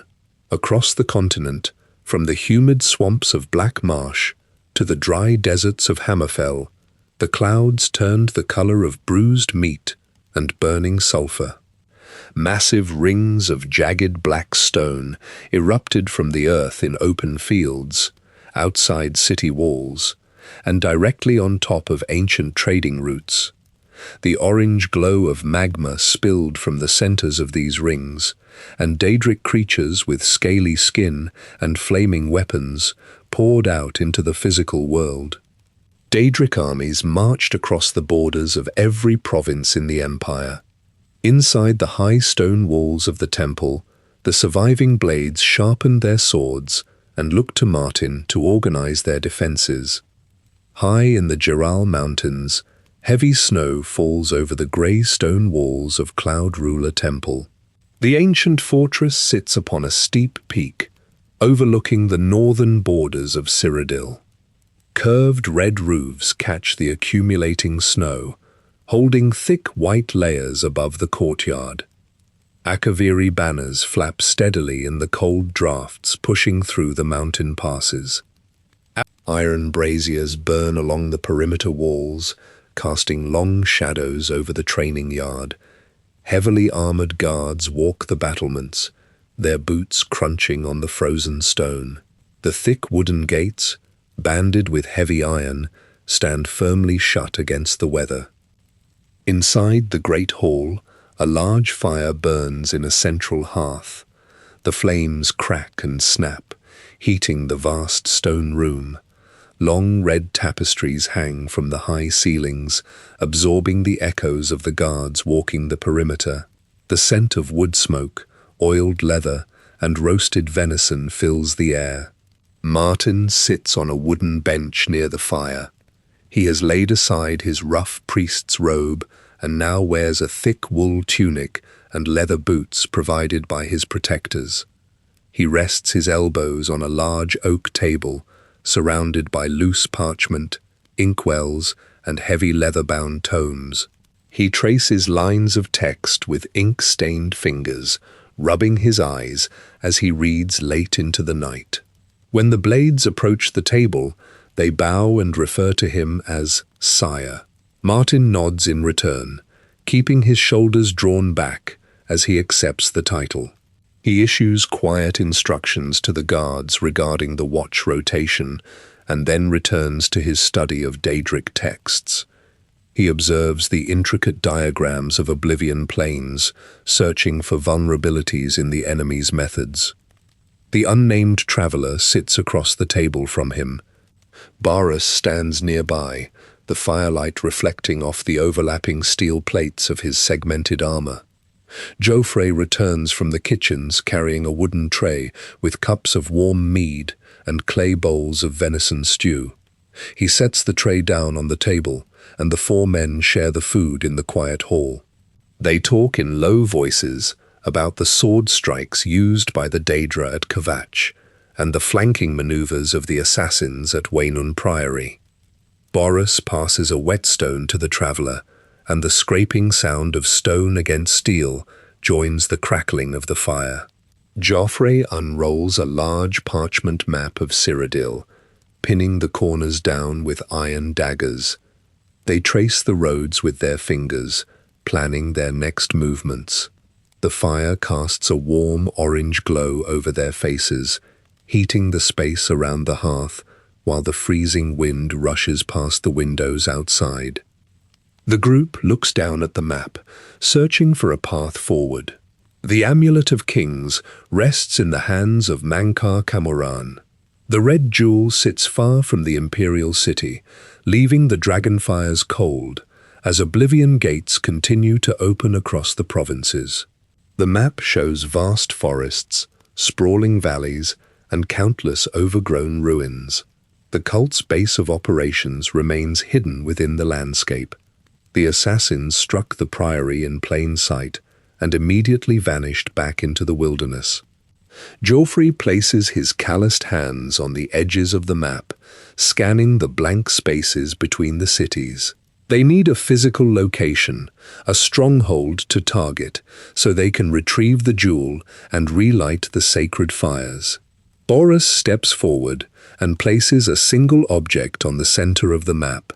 It is a small book recovered from the robes of an assassin in the imperial city sewers. The cover is bound in dark, rigid leather, stamped with the symbol of a rising sun.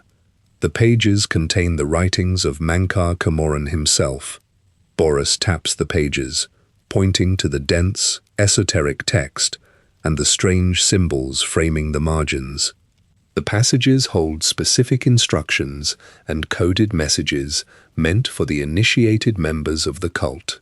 To find the cult's master, the group must decipher the words written by the enemy.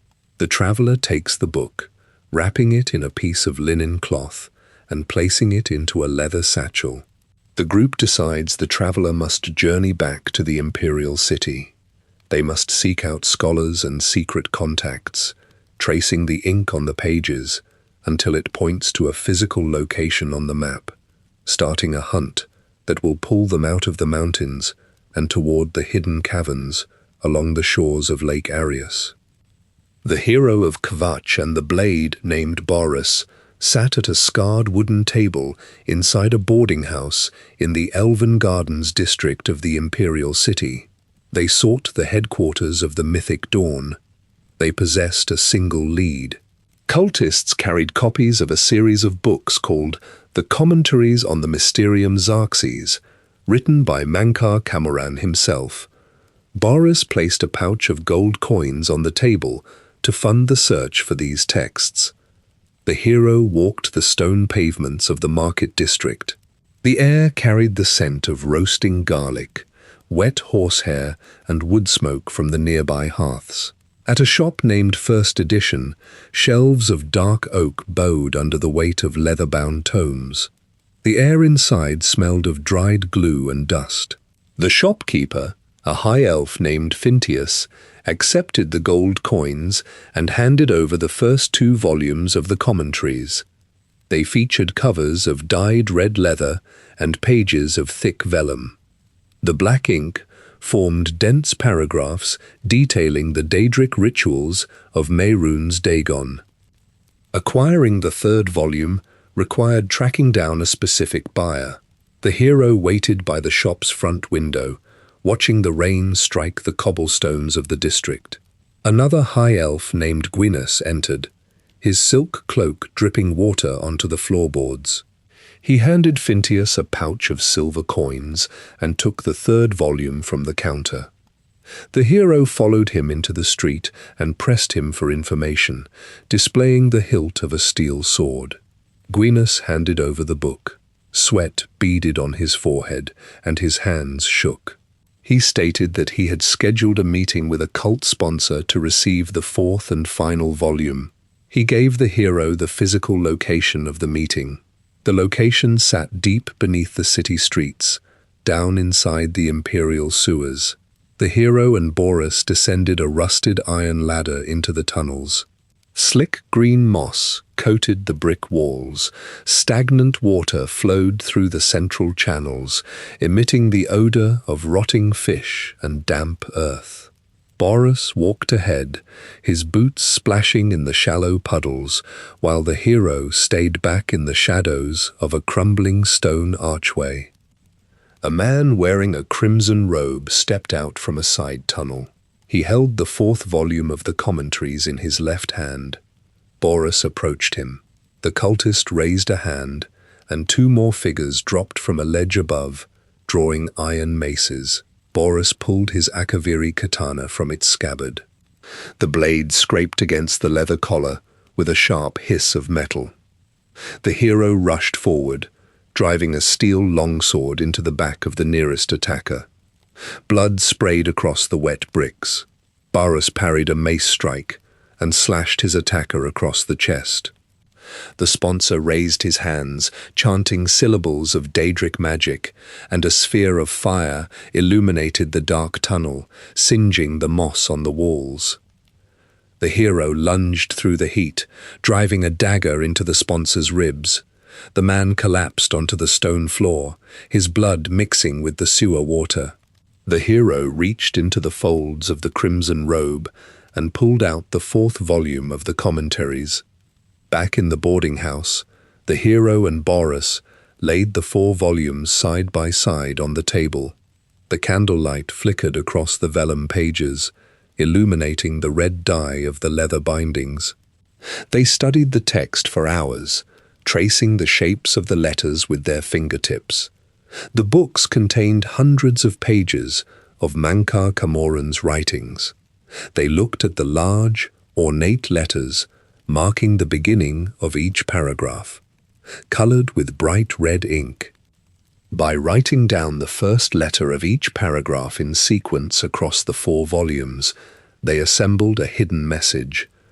The letters spelled out a specific phrase, directing them to the Green Emperor Way, the central graveyard of the imperial city, and instructing them to wait for the midday sun. The hero walked to the graveyard, where white marble tombstones stood in rows across the manicured grass. The white gold tower cast a long, dark shadow across the grounds. The hero waited by a specific tomb, bearing the mark of Prince Camaril, until the sun reached its highest point in the sky. At exactly midday, the shadow of the tower fell across the stone door of the tomb, illuminating a carving of a red sun. The carving glowed with a faint crimson light. The hero touched the stone, and the magical ward dissolved, revealing a map carved into the granite behind it. The map displayed the exact location of the mythic Dawn's hidden shrine. Later scholars from the Imperial Library studied the surviving copies of the commentaries and observed strictly standard text on the pages. They looked at the tomb in Green Emperor Way and found solid blank marble. The exact physical mechanics of how the books and the shadow interacted remain a subject of debate among historians, and the surviving records consist solely of second-hand accounts. The hero traced the lines of the granite map onto a piece of parchment. The location sat far to the northeast of the imperial city, high in the Gerald Mountains, near the border of Morrowind. The map pointed to a network of caverns located beneath the freezing waters of Lake Arius. The hero rolled the parchment, tied it with a leather cord, and gathered a pack of supplies. The road north consisted of steep dirt trails and snow-covered passes. The hidden shrine of Mehrunes Dagon waited in the dark. The path to Lake Arius wound through thick stands of pine and jagged grey boulders, while the water of the lake reflected the overcast sky. Steep ridges of granite and patches of hardened snow bordered the shoreline, and a narrow fissure in the rock face led down into the earth. This opening emitted a constant draft of damp air, smelling of sulfur and decaying moss. Deep inside the cavern, torches burned in iron sconces and cast long, flickering shadows against the uneven walls. Men and women wearing heavy crimson robes walked in single file down the sloping tunnels as their boots scraped against the loose gravel and wet stone. The hero walked among them, draped in the same red cloth, following the procession deeper into the subterranean network. Imperial scribes omit the exact methods used to bypass the outer guards, recording only the physical descent through the limestone corridors and the eventual discovery of the central chamber. The tunnel opened into a massive cavern with a high vaulted ceiling, and braziers filled with burning coals illuminated the space in a harsh orange glow. Thick plumes of smoke drifted into the upper reaches of the cave, while at the far end of the room stood a towering statue of Mehrunes Dagon. The dark red stone depicted the Daedric prince with 4 arms bearing axes and claws, and beneath the statue sat a broad altar of polished obsidian. Dozens of robed cultists gathered in a semicircle around the base of the altar, chanting syllables in a guttural language that echoed off the rock walls. The air in the cavern hung thick with the smoke from the braziers, and the metallic scent of fresh blood pooling in the carved grooves of the stone floor. A tall Altmer man stood on a raised stone dais behind the altar. He wore robes woven with elaborate gold patterns, and raised his hands toward the cavern ceiling. This was Mankar Camoran, the architect of the mythic Dawn. Between his fingers, he held the Amulet of Kings, and the central red diamond caught the light of the fires, reflecting small glints of crimson across the room. He spoke to the assembled crowd, his voice carrying over the crackling flames, promising them eternal life in a realm called paradise. He then pointed to a large book resting upon the center of the obsidian altar. The book was bound in dark, hardened leather, and its thick pages emanated a faint red luminescence. This tome was the Mysterium Xerxes, the text authored by Camoran himself and the primary source of the cult's arcane knowledge. As Cameron finished his speech, the air behind him began to distort and ripple, resembling heat rising from a summer road. A vertical tear opened in the space above the dais, glowing with vibrant magenta and deep violet light. The edges of the portal crackled with arcs of raw energy, illuminating the rough walls of the cavern in sudden bursts of white. Cameron stepped backward into the swirling light, keeping the Amulet of Kings clutched tightly in his hand. The portal collapsed inward with a sharp crack, leaving behind a plume of grey smoke and the sharp smell of ozone. The Amulet of Kings was gone, carried away into the depths of Oblivion. The hero stepped forward from the crowd of initiates and approached the altar. The surrounding cultists shouted in alarm, pulling silver daggers and heavy iron maces from beneath their crimson robes. The hero grabbed the heavy binding of the Mysterium Xerxes. The leather cover was warm to the touch, and the thick parchment pages rustled as the book was lifted from the obsidian slab. The cultists charged the dais, swinging their blades and raising their weapons high. The hero drew a steel longsword, deflecting the strikes, and moved back toward the narrow tunnels leading to the surface. Steel clashed against steel as the hero fought through the confined passages. Blood stained the limestone floors and splattered against the iron torch sconces. The heavy tome remained tucked tightly under one arm, while the other hand parried the incoming blows and drove the blade forward. The hero pushed past the collapsing bodies of the Mythic Dawn members, sprinting up the steep inclines and navigating the twisting corridors of the cave system. The red robes of the fallen cultists piled against the cavern walls, illuminated by the dying light of the scattered torches. The sound of pursuit faded as the hero breached the surface, stepping out into the cold mountain air of the Jural Mountains as the sun set behind the tall pine trees. The Amulet of Kings remained in the possession of Mankar Cameron, secluded within his hidden realm. At the same time, the hero now carried the Mysterium Xerxes, the key to the cult's magic and the only physical link to Camoran's sanctuary. The heavy book required intense study by a scholar versed in Daedric lore, someone who could translate the glowing runes on its pages and uncover the path to paradise. The hero secured the tome in a leather pack and began the long journey west across the snowy ridges, heading back to the stone fortress of Cloud Ruler Temple, where Martin Septim waited by the hearth in the Great Hall.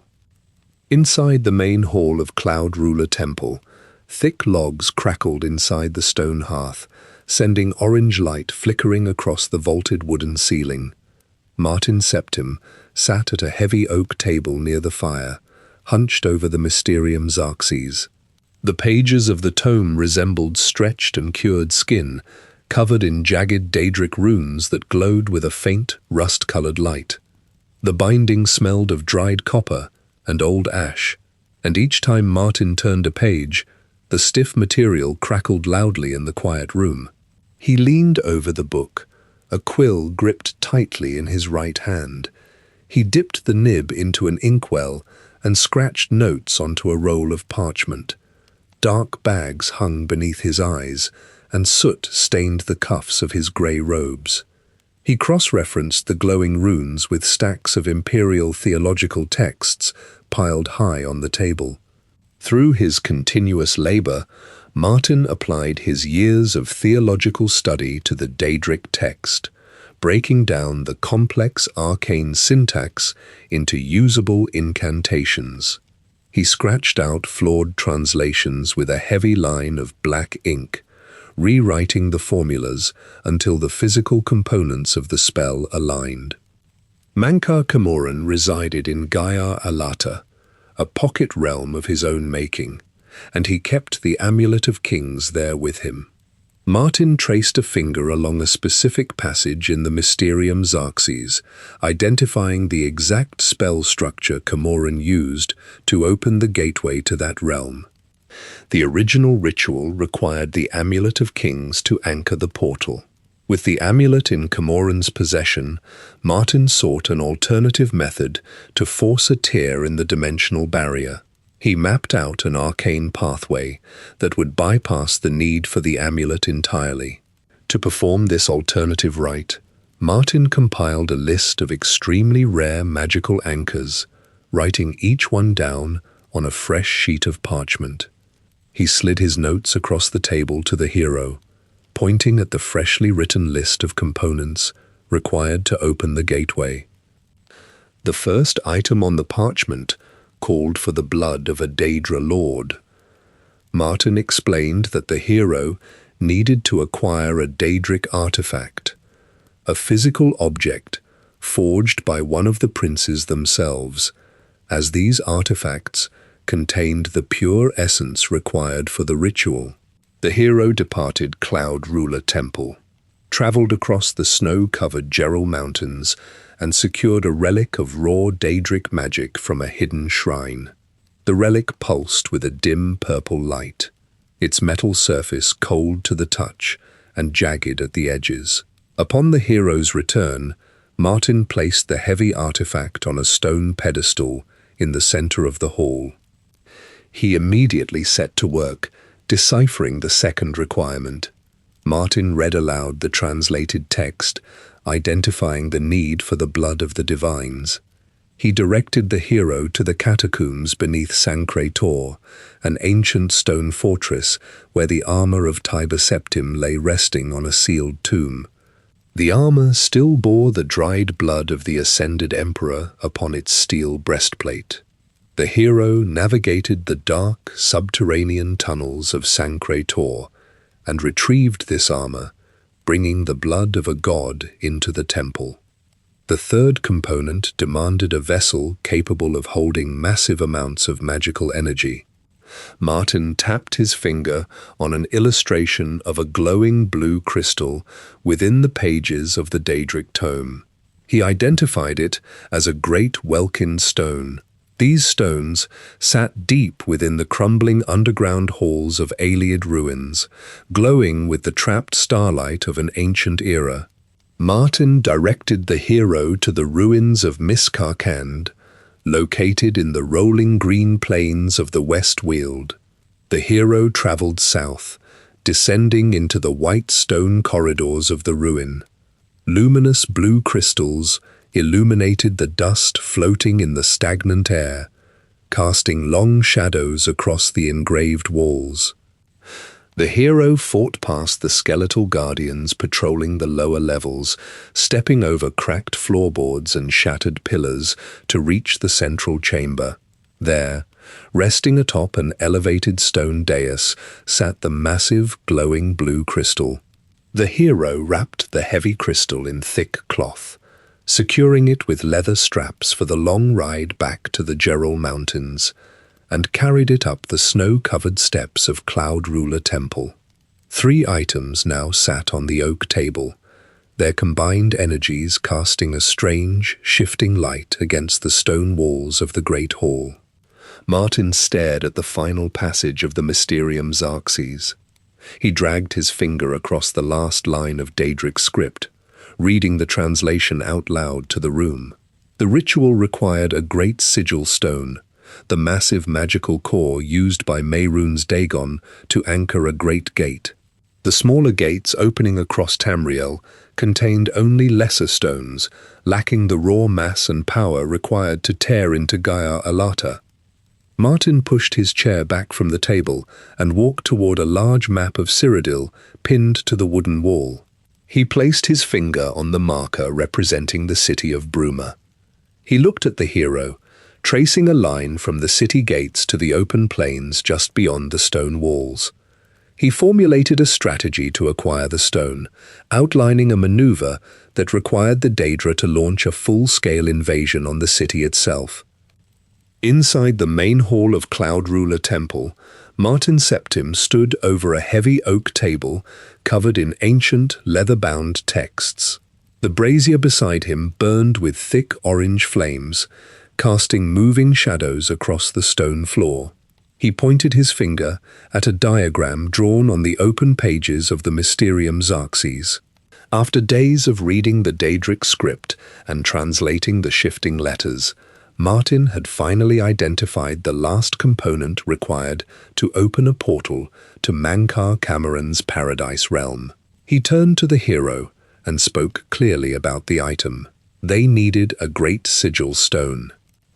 A Great Sigil Stone was a massive, glowing sphere of Daedric magic, used exclusively to anchor the largest of the Oblivion gates.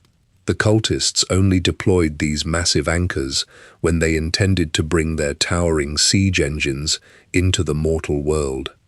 To acquire one, the hero would have to enter a great gate, climb the central tower, and physically pull the stone from its mounting. Martin laid out his plan. The Mythic Dawn cultists were already watching the city of Bruma, preparing to launch a full assault. The cultists planned to open 3 standard Oblivion gates in the snow-covered fields just outside the city walls.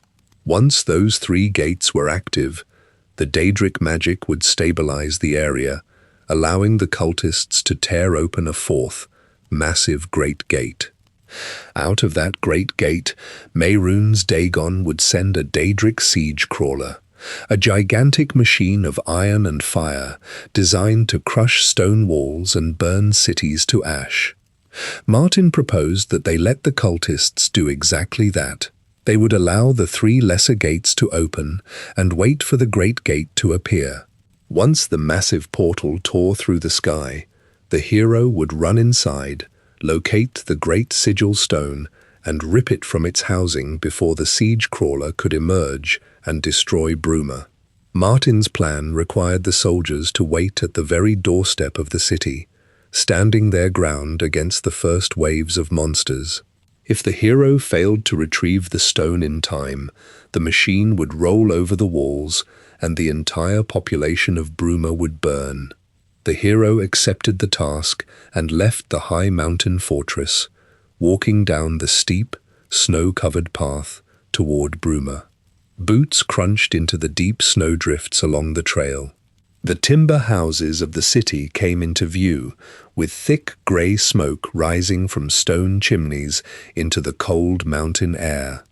The hero walked through the heavy wooden gates of the city and headed straight toward Castle Bruma, walking up the stone steps and pushing through the tall iron-banded doors. Inside the castle, the air smelled of burning pine logs and roasted meat. Guards in heavy chainmail and steel plate stood along the walls of the throne room. Countess Narina Carvain sat on an elevated wooden throne, wearing a long fur-lined coat over her regal garments. Her hands rested flat on the carved armrests. The hero approached the steps of the throne and delivered Martin's message, detailing the exact physical requirements of the plan. The hero explained how they must pull back the city guards, allow the Daedric cultists to open the 3 smaller portals, and wait for the massive Great Gate to manifest on the battlefield. Countess Narina Carvain leaned forward, resting her chin on her knuckles. She looked at the stone floor, and then at the faces of her guard captains standing nearby. She listened to the details of the Daedric siege engine, the massive iron crawler that would crush her city if the hero failed to retrieve the stone in time. She pictured the iron tracks rolling over the timber walls and the flames catching the thatched roofs. If they fought the smaller gates, the cultists would simply retreat and strike elsewhere. To get the great sigil stone, they had to gamble the city itself, offering the open, snowy fields as an invitation to the Daedra. After a moment of silence, the Countess stood up from her wooden throne. She nodded her head and agreed to the plan. She immediately turned to her captains and issued her commands. She ordered her men to gather their steel swords, string their bows, and assemble the city militia in the courtyard. She instructed her commanders to prepare the troops for a massive engagement outside the city walls.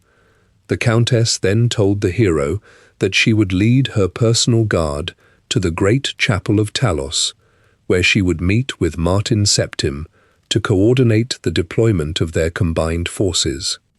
The hero left the throne room and walked through the cold streets of Bruma toward the chapel. The stone building stood at the center of the city, its high stained glass windows reflecting the pale sunlight. Inside the chapel, the smell of burning wax candles and old parchment filled the air. Martin Septim soon arrived, walking through the heavy wooden doors. He had left his priest's robes back at Cloud Ruler Temple and now wore a heavy suit of imperial steel armor, carrying a broadsword at his hip. He walked with heavy, metallic steps toward the altar. He looked over the gathered commanders and the Countess, ready to march out into the freezing wind. The soldiers formed tight ranks outside the chapel doors, gripping their wooden spears and resting their hands on the pommels of their swords. They organized their lines and adjusted their shields, preparing for the march toward the open fields where the first waves of Daedra would soon pour onto the snow. The snow crunches beneath the heavy iron-shod boots of the Bruma city guard as they arrange themselves into a wide defensive formation on the slope outside the city walls. White frost clings to the edges of their chainmail and the iron rims of their wooden shields. The air sits well below freezing, turning the breath of the soldiers into thick white plumes that rise and quickly vanish in the mountain draft. Countess Narina Carvain stands near the back of the line, wrapped in thick furs, watching her soldiers grip their spears and broadswords. Beside the local guardsmen stand the blades, clad in their overlapping steel akaviri plating, their katanas drawn and resting at their sides. At the front of this assembled force stands Martin Septim. He wears the heavy steel of the imperial dragon armor, the red diamond crest stamped across the breastplate. He marches down the stone steps from the great chapel of Talos, moving past the wooden palisades and taking his place at the very center of the vanguard. His hands grip the leather-wrapped hilt of a longsword. His face shows deep lines and sweat beads on his forehead, despite the biting cold. He turns to face the gathered men and women. He raises his blade high above his head, letting the steel catch the grey light of the overcast sky. Martin projects his voice across the snowy field, shouting words of command and duty to the soldiers. He tells them to hold the line, to strike true, and to protect the city at their backs. The soldiers respond by slamming the flats of their swords against their shields. The sound echoes off the stone walls of Bruma and rings out into the surrounding Gerol Mountains. They plant their boots into the deep snow, lower their center of gravity, and point their weapons forward. A sudden wave of heat washes over the hillside. The temperature rises rapidly, melting the top layer of snow into gray slush. In the empty field ahead of the soldiers, the air warps and distorts. 3 separate pillars of fire erupt from the ground. The flames burn bright orange and red, twisting upward until they form 3 jagged rings of obsidian stone. The centers of these rings tear open, revealing the scorched, blood-red skies of the Deadlands. Ash pours out from the portals, mixing with the falling snow and coating the white ground in a thick layer of grey soot. The Daedric hordes pour through the 3 lesser gates. Clanfears charge forward first, their heavy reptilian crests lowered. their thick claws tearing up the mud and slush. Behind them march the Dremora, towering humanoids clad in dark, jagged Daedric plating. They carry heavy maces, serrated greatswords, and black iron shields. The smell of burning pitch and sulfur floods the battlefield, completely overpowering the scent of the pine trees. The two lines crash together. The impact of heavy reptilian bodies against wooden shields creates a loud, splintering crack. The soldiers thrust their spears forward, driving steel tips into the thick hides of the clanfears. Dremora swing their massive weapons downward, denting imperial helms and shattering collarbones. Blood sprays across the slush, turning the ground into a slippery crimson mire. The soldiers push forward with their shoulders, using their shields to bash the Daedra back, holding the strict formation Martin ordered. Martin fights directly in the center of the melee. He parries the heavy strike of a Dremora mace, the clash of metal sending sparks flying into the air. He drives his longsword forward, sinking the blade into the gap of the Dremora's chest plating. He pulls the weapon free, stepping over the falling body, and immediately raises his shield to block a leaping clanfear. The soldiers around him match his pace, fighting fiercely to keep the Daedric creatures from advancing up the hill toward the city walls. They hold their ground for a specific purpose. They fight and bleed on this slope to present a target too large for the mythic Dawn to ignore. They wait for the enemy to deploy their heaviest weapon. The soldiers keep their eyes focused on the empty, churning space between the three lesser gates, watching for the change. The ground beneath their feet shudders violently. The tremors shake the loose stones from the city walls and throw both soldiers and Daedra to their knees. A deafening roar drowns out the sound of the clashing weapons. In the center of the battlefield, a column of fire, 10 times the size of the lesser portals, erupts into the sky. The heat singes the hair on the soldiers' arms and instantly dries the sweat on their faces. The flames solidify into a colossal, towering ring of spiked black stone. The great gate of Oblivion stands open. The portal stretches high into the air, radiating an oppressive, suffocating heat. Through the massive tear in the world, the soldiers can see a giant Daedric siege crawler moving slowly across the molten plains of the Deadlands, its spiked metal wheels crushing the rocks beneath it. The mechanism inches closer to the threshold of the portal, preparing to cross over into Tamriel and crush the city of Bruma into dust. The hero of Kvatch tightens their grip on their weapon, steps out from the defensive line, and runs directly into the massive curtain of fire. The snowy plains outside Bruma bore the deep scars of the ongoing conflict. Dark craters marred the white frost, and the scattered bodies of Daedra and men lay across the frozen grass. 3 lesser Oblivion gates still smoked on the edges of the field, filling the cold mountain air with the scent of burning wood and copper. Suddenly, the earth shook beneath the boots of the Imperial Legion. The great gate tore open in the center of the battlefield, releasing a massive shockwave of displaced air that flattened the snowdrifts and rattled the steel plates of the soldiers standing nearby.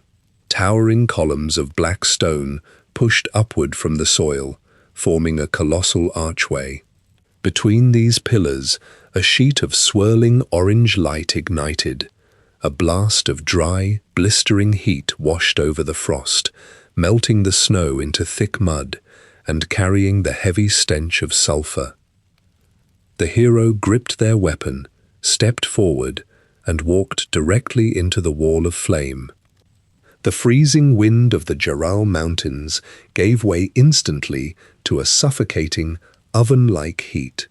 The hero stood on a jagged plain of cracked obsidian within the Deadlands. Rivers of thick, orange magma cut through the black rock, casting a bright, harsh light across the desolate landscape. Dark ash fell continuously from a deep red sky, coating the ground and the hero's armor in a fine grey layer. Just ahead on the path, a massive engine of war dominated the space. The Daedric siege crawler moved forward on huge iron treads, crushing the stone beneath its immense weight. Thick metal spikes protruded from its chassis, and heavy iron chains hung from its sides, clanking against the metal frame with every lurch. Massive gears ground together, producing a deafening, metallic screech that vibrated through the ground and up through the hero's boots. Dremora soldiers in heavy, spiked armor swarmed around the machine, guiding it toward the portal that led back to Bruma. The hero carried a short window of time to stop the engine before it crossed the threshold and crushed the city. The hero sprinted past the grinding siege crawler, rushing toward the towering black citadel in the distance. Dremora guards stepped forward, raising heavy maces and broadswords to block the path. The hero swung their blade, striking bright sparks off the dark armor of the Daedra. The sharp scent of ozone filled the air as elemental spells collided with steel shields. Dark blood sprayed across the black rock as the hero pushed through the ranks, maintaining a relentless pace toward the tower's entrance. The heat of the realm baked the steel of the hero's armor, making every movement heavy and exhausting. Inside the citadel, the air grew even thicker. The hero climbed the winding, spiked corridors leading to the upper levels. Their boots slammed against iron grates. Below these grates, pools of lava bubbled and popped, sending bursts of intense heat up the shafts. The metallic grinding of the siege crawler outside echoed through the stone walls, serving as a constant reminder of the shrinking time limit. The hero dashed up the spiraling ramps, dodging heavy blade traps swinging from the walls and leaping over fire spouts erupting from the floor. They cut through the remaining guards in the upper halls and finally breached the heavy iron doors of the highest chamber. This was the Sigillum Sanguis. The room bathed in a deep, throbbing crimson light. Intricate bone structures and glowing Daedric script lined the curved walls. At the very center of the chamber, a column of pure fire blasted upward toward the ceiling. Suspended within that column hovered the great sigil stone.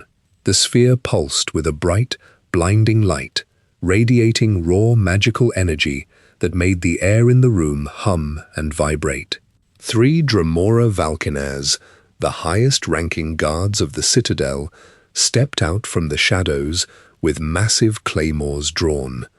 The hero lunged forward, parrying heavy strikes and driving their weapon through the gaps in the enemy's dark armor. The clash of steel rang out over the roar of the central fire. With the final guard falling to the iron floor, the hero stepped up to the fiery column. The heat radiated from the pillar, searing the hero's skin and singing the edges of their cloak. Reaching directly into the flames, the hero grasped the great sigil stone. The sphere felt heavy, vibrating violently against their metal gauntlets. As the hero pulled the stone free from its magical mooring, the entire chamber shook. A blinding flash of white light exploded from the center of the room, completely consuming the red glow of the citadel. The sound of tearing air and shattering stone deafened the hero, and the physical world dissolved into white heat. An instant later, the blinding light faded, and the biting cold of the Gerol Mountains struck the hero's face. The harsh red sky of the Deadlands vanished, replaced by the grey clouds hanging over Cyrodiil. The hero stood on the snowy grass of the Bruma battlefield. The towering archway of the great gate crumbled inward, its black stone pillars fracturing and collapsing into a heap of smoking rubble. The portal severed its connection to Oblivion. Beside the rubble, the front half of the siege crawler crashed onto the soil, its iron frame breaking apart without the magic to sustain it. Silence hung over the battlefield for a brief moment. Then, the soldiers of the Bruma Guard and the Imperial Legion erupted. Men and women slammed their swords against their shields, creating a loud, rhythmic clatter that echoed off the mountain walls. They raised their weapons into the air, shouting in victory, their breath forming thick clouds of steam in the freezing wind. The hero walked forward through the cheering ranks, their armor coated in grey ash and Daedric blood. At the center of the formation stood Martin Septim. The priest-turned-commander leaned heavily on his sword. Soot stained his face, and deep dents marked his imperial armor, showing the physical toll of holding the line against the Daedric hordes. The hero approached and held out the great sigil stone. Martin reached out and took the heavy, pulsing sphere in his hands. The bright light of the stone illuminated his tired face, casting sharp shadows across his jawline. Around them, the soldiers called out to the hero, chanting a new name that carried over the snowy plains. They called the hero the Savior of Bruma. The immediate threat to the city lay broken in the mud, and the massive engine of destruction rested in pieces. Martin looked down at the stone in his hands, then turned his gaze toward the safety of the chapel walls. He possessed the blood of the Emperor, the stolen holy book, a great Welkin stone, and now the great sigil stone. The pieces required for his desperate plan sat firmly in his grasp. He walked back toward the fortress, ready to weave the components together and tear open a path straight into the heart of Mankar Camoran's hidden realm. Martin stood before the heavy wooden table in the great hall of Cloud Ruler Temple. He placed the great Welkin stone, a massive crystalline structure humming with blue energy, at the center of the timber surface. Beside it, he laid a rusted Daedric artifact covered in jagged metallic spikes, a glass vial containing the dark red blood of Tiber Septim, and the great sigil stone, a spherical object glowing with intense internal heat. He dragged his fingers across the vellum pages of the Mysterium Xerxes and spoke the incantations aloud, his voice echoing against the stone walls of the fortress. A blinding flash of red light erupted from the center of the table, singeing the edges of the ancient book. A vertical tear opened in the air, revealing a swirling tunnel of magenta and gold energy. The hero of Kvatch gripped the leather hilt of a drawn sword and stepped forward, passing through the tear as the portal sealed shut behind them. The hero's steel-plated boots landed on soft, manicured green grass. A flat expanse of bright golden light filled the continuous sky overhead, casting sharp, stationary shadows across the ground. Crystal-clear water flowed through shallow marble trenches, winding around symmetrical trees bearing smooth, brightly colored fruit. Paved pathways of polished white stone cut through the landscape, leading toward a sprawling palace complex rising in the distance. Along the edges of these pristine gardens, Daedric creatures with horned heads and scale-covered bodies drove iron spikes into the flesh of robed mythic dawn cultists. The cultists bled and screamed upon the marble floor, their bodies regenerating repeatedly to face the blades and fire spells of their Daedric captors over and over again. The scent of blooming lotuses mixed heavily with the copper smell of fresh blood and charred hair, hanging thick in the warm air. The imperial scholars leave blank pages and ink-stained omissions in their ledgers regarding the exact path taken through the gardens and caves of Gaiara Lata.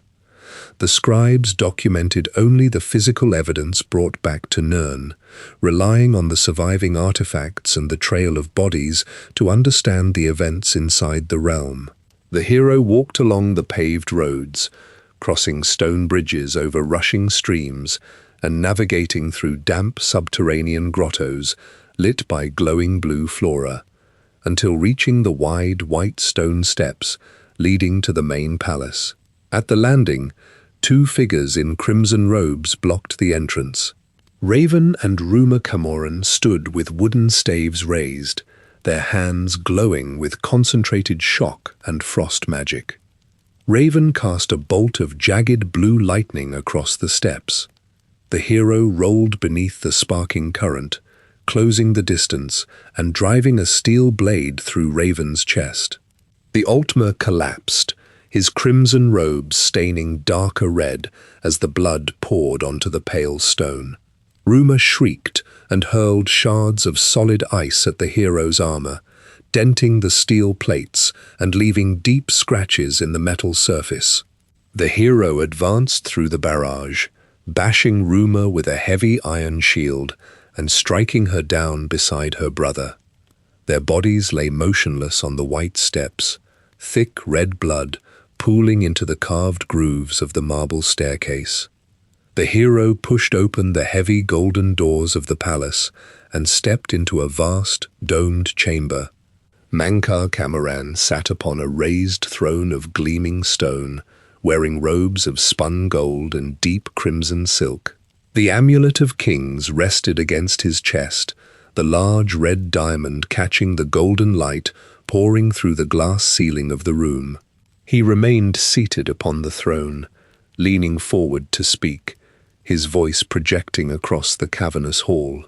He detailed his vision of a remade Tamriel, outlining the exact physical borders of Mehrunes Dagon's territorial expansion and the specific placement of his surviving followers in the new hierarchy. He gestured toward the red diamond, reciting passages from his commentaries and moving his hands in wide, sweeping motions to emphasize the absolute certainty of his plans. The hero charged up the steps of the dais, boots clanking against the polished stone.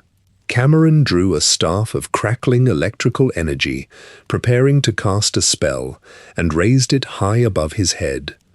The hero swung their sword in a wide arc, severing the wooden shaft of the staff and cutting deep into Camoran's neck. The leader of the mythic dawn slumped forward, blood spilling down his golden robes, and tumbled down the steps, coming to a rest at the bottom of the throne. The hero reached down, gripped the golden chain, and unclasped the amulet of kings from the dead Altmer's neck. The moment the red diamond left Camoran's flesh, the golden sky above the glass dome cracked like thin ice. The white marble pillars holding up the ceiling splintered, sending heavy chunks of rock crashing to the floor, and the ground shook violently beneath the hero's feet. Deep fissures tore through the manicured gardens outside, dropping the trees and the shallow streams into darkness. A portal of swirling red light tore open at the base of the crumbling throne, spitting sparks across the floor. The hero sprinted through the tear, landing hard on the wooden floor of Cloud Ruler Temple, just as the portal collapsed into a wisp of smoke. Martin Septim reached down, took the Amulet of Kings from the hero's hands, and secured it around his own neck, signaling the beginning of their march back to the Imperial City for the final confrontation. Inside the Elder Council chambers at the base of the White Gold Tower, High Chancellor Okato stood before the assembled nobles. Light filtered through the high stained glass windows, casting colored patterns across the polished marble floor. Martin Septim stood at the center of the room, wearing the heavy red silk robes of the Emperor. The Amulet of Kings rested against his chest, a thick gold chain supporting the large, diamond-shaped red jewel. Okato raised his hands and formally proclaimed Martin the Emperor of Tamriel. The Imperial guards lined along the walls struck the butts of their steel spears against the stone floor in unison, producing a rhythmic clatter that echoed off the vaulted ceilings. Before Okato could lift the jeweled crown from its velvet cushion, The heavy wooden doors of the chamber swung open. An Imperial Legion messenger ran into the room, gasping for breath, bleeding from a deep cut across his forehead. A sudden, violent tremor shook the stone floor beneath their feet. Dust and small fragments of mortar rained down from the ceiling. Outside the thick walls of the palace, the sound of collapsing masonry echoed across the city districts, followed immediately by a chorus of overlapping, inhuman roars. Martin and the hero ran out of the palace gates and down the wide stone steps into the streets. Jagged pillars of black stone tore through the cobblestones in the center of the city plazas. Enormous orange portals ripped open the air above the market stalls, spilling molten rock and grey ash onto the pavement. Dremora warriors clad in spiked black armor marched through the portals, swinging heavy maces into the front ranks of the Imperial Watch. Scamps scurried across the slate rooftops, hurling balls of fire into the thatched eaves of the houses. The sky above the city turned the color of bruised meat and boiling blood. Giant Daedric siege engines crawled through the larger portals, crushing market stalls beneath their iron treads. In the center of the temple district, a massive form pulled itself through the torn fabric of the world, crushing a row of stone houses beneath its feet. Mehrunes Dagon stood taller than the surrounding buildings. His skin was the color of raw muscle, and he possessed 4 massive arms, each gripping a jagged iron weapon. The heat radiating from his massive body blistered the paint on the nearby walls and ignited the wooden carts abandoned in the street. He slammed a heavy axe into a stone watchtower, sending massive blocks of granite crashing down onto the pavement below, crushing the soldiers trapped underneath. The veil dividing Mundus and Oblivion was completely shattered. Martin drew his longsword and shouted orders to the Imperial Guards, organizing them into a wedge formation. High Chancellor Akato readied a glowing blue spell in his hands, and the hero raised a shield, leading the charge down the avenue and into the temple district. They fought inch by inch through the burning streets. The hero struck down 3 Dremora in quick succession, driving a blade through the gaps in their dark armor and pushing their heavy bodies to the side. The surviving blades ran alongside them, swinging their Akaviri katanas in wide arcs to sever the limbs of the attacking Daedra. The smell of sulfur, melting iron, and burning hair filled the air. Imperial legionaries locked their heavy wooden shields together, pushing back lunging beasts with the iron points of their spears. They carved a path through the rubble, moving steadily toward the circular stone structure of the Temple of the One. They needed to reach the altar inside, to light the dragon fires. As they drew closer to the temple steps, Martin halted, wiping soot from his eyes, and looked up at the colossal figure of Mehrunes Dagon. The Daedric prince towered directly over the temple roof, swatting away volleys of steel arrows with his bare hands. The dragon fires functioned as a ward to keep the barrier sealed. With the barrier broken and Dagon physically standing upon the soil of Tamriel, lighting the fires held no power to banish him. The Prince of Destruction was fully anchored in the mortal plane. Martin lowered his sword and looked down at the Amulet of Kings resting against his chest. The red gem glowed with a bright internal light, reflecting the orange fires burning all around them. He grasped the heavy jewel in his palm, feeling the ancient magic humming against his skin, and turned his gaze back to the towering Daedric prince. An idea formed in his mind, drawing upon his years of studying ancient texts and the bloodline running through his veins. Martin turned to the hero, grabbing the warrior by the shoulder armor to be heard over the deafening roar of falling buildings. He ordered the hero to clear a path through the remaining Daedra, blocking the temple doors, asking for one final chance to reach the altar inside. The hero nodded, raising their bloodied weapon, and charged directly into a cluster of heavily armored Dremora guarding the steps. The hero battered away their shields, severed their weapons, and drove a steel boot into their chests, creating a narrow gap in the defensive line. Martin sprinted through the opening, dodging a wide swing from a Daedric mace. He bounded up the stone steps of the Temple of the One, pushed his weight against the heavy bronze doors, and slipped inside the darkened sanctuary, leaving the chaos of the streets behind to fulfill the purpose of his blood. The stone roof of the Temple of the One cracked and gave way under immense pressure. Heavy blocks of marble crashed against the polished floor, throwing up thick clouds of white dust and broken mortar.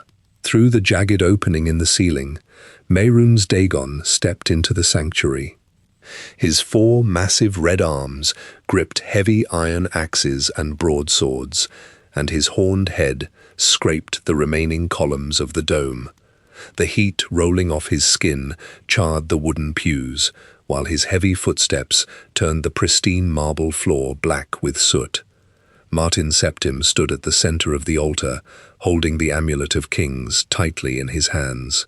He looked up at the towering Daedric prince as the red gemstone in his palms caught the bright firelight from the burning city outside. Taking a deep breath, Martin closed his hands around the jewel and slammed it down onto the stone altar. The ancient amulet shattered upon impact. Fragments of red glass sprayed across the stone, and from those broken pieces, a pillar of golden fire erupted upward. The flames engulfed Martin completely. The intense heat blasted outward, singeing the hair of the surviving blades and pushing them back toward the heavy oak doors of the temple. The golden fire expanded, twisting and elongating into a massive reptilian shape. A dragon made of pure golden flame stood exactly where Martin had been moments before. Its wings stretched wide, knocking the remaining stone pillars outward and collapsing the rest of the roof. Its scales glowed with the intensity of molten metal, and the avatar of Akatosh reared back its long neck, releasing a roar that shook the remaining glass out of the temple windows. Mehrunes Dagon swung his heavy iron axes downward, aiming for the glowing beast. The avatar of Akatosh lunged forward and clamped its jaws around Dagon's throat. Golden fire poured from the dragon's teeth, searing the red flesh of the Daedric prince. Dagon bellowed and drove a broadsword into the dragon's side, cutting deep into the bright flames. The dragon retaliated, driving its golden claws into Dagon's chest and tearing through his armor. The 2 massive figures thrashed within the ruins of the temple, crushing the stone altar beneath their combined weight. The air smelled strongly of sulfur, boiling blood, and burning ozone. The dragon tightened its grip on Dagon's neck, forcing the giant down onto his knees among the rubble. A blinding flash of white light erupted between them, expanding in a massive sphere of energy. The physical shockwave leveled the remaining walls of the temple and threw the onlookers to the ground. When the light faded and the dust settled, Mehrunes Dagon vanished entirely, leaving only a deep, smoking scorch mark upon the stones. High above, the tear in the sky sealed shut. The crimson clouds dissolved into the atmosphere, revealing the clear blue of the evening sky above the imperial city. Across the provinces of Cyrodiil, the heavy iron gates of Oblivion crumbled into heaps of smoking black slag. The Daedra stationed around the city collapsed into piles of grey ash, blowing away in the evening breeze.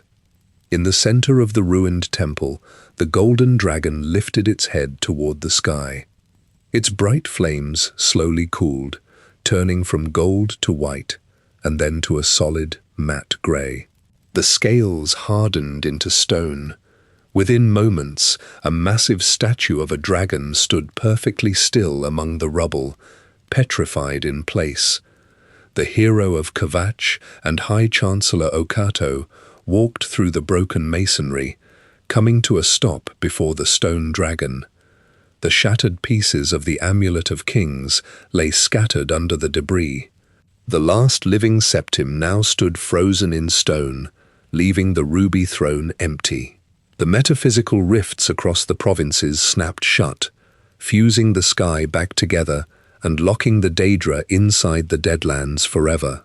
The hero turned away from the statue, walking out of the temple and into the quiet streets of the city. The surviving soldiers gathered the bodies of the fallen and cleared the broken stone from the roads, using heavy wooden carts. The obscure prisoner, who had closed the gates, walked away from the capital, fading from sight along the dirt paths of the outer provinces. The fires in the imperial city burned down to embers, leaving the air smelling of wet ash and charred wood. The people rebuilt their homes with fresh timber and new stone blocks brought in from the mountains. Imperial record keepers opened new ledgers, marking the first days of the Fourth Era with fresh black ink. The stone dragon remained in the center of the capital, a quiet monument to the priest who shattered an empire to save a world. The passage of time carried the memory of the Oblivion crisis into the pages of heavy, leather-bound books, and rumors spread across the northern mountains that the dragons will one day return. The hearth fire here in the hall has burned down to glowing red coals. The wind outside sweeps snow across the tundra, packing heavy ice against the thick wooden doors. Close your eyes, rest your weary bones, and may your road lead you to warm sands,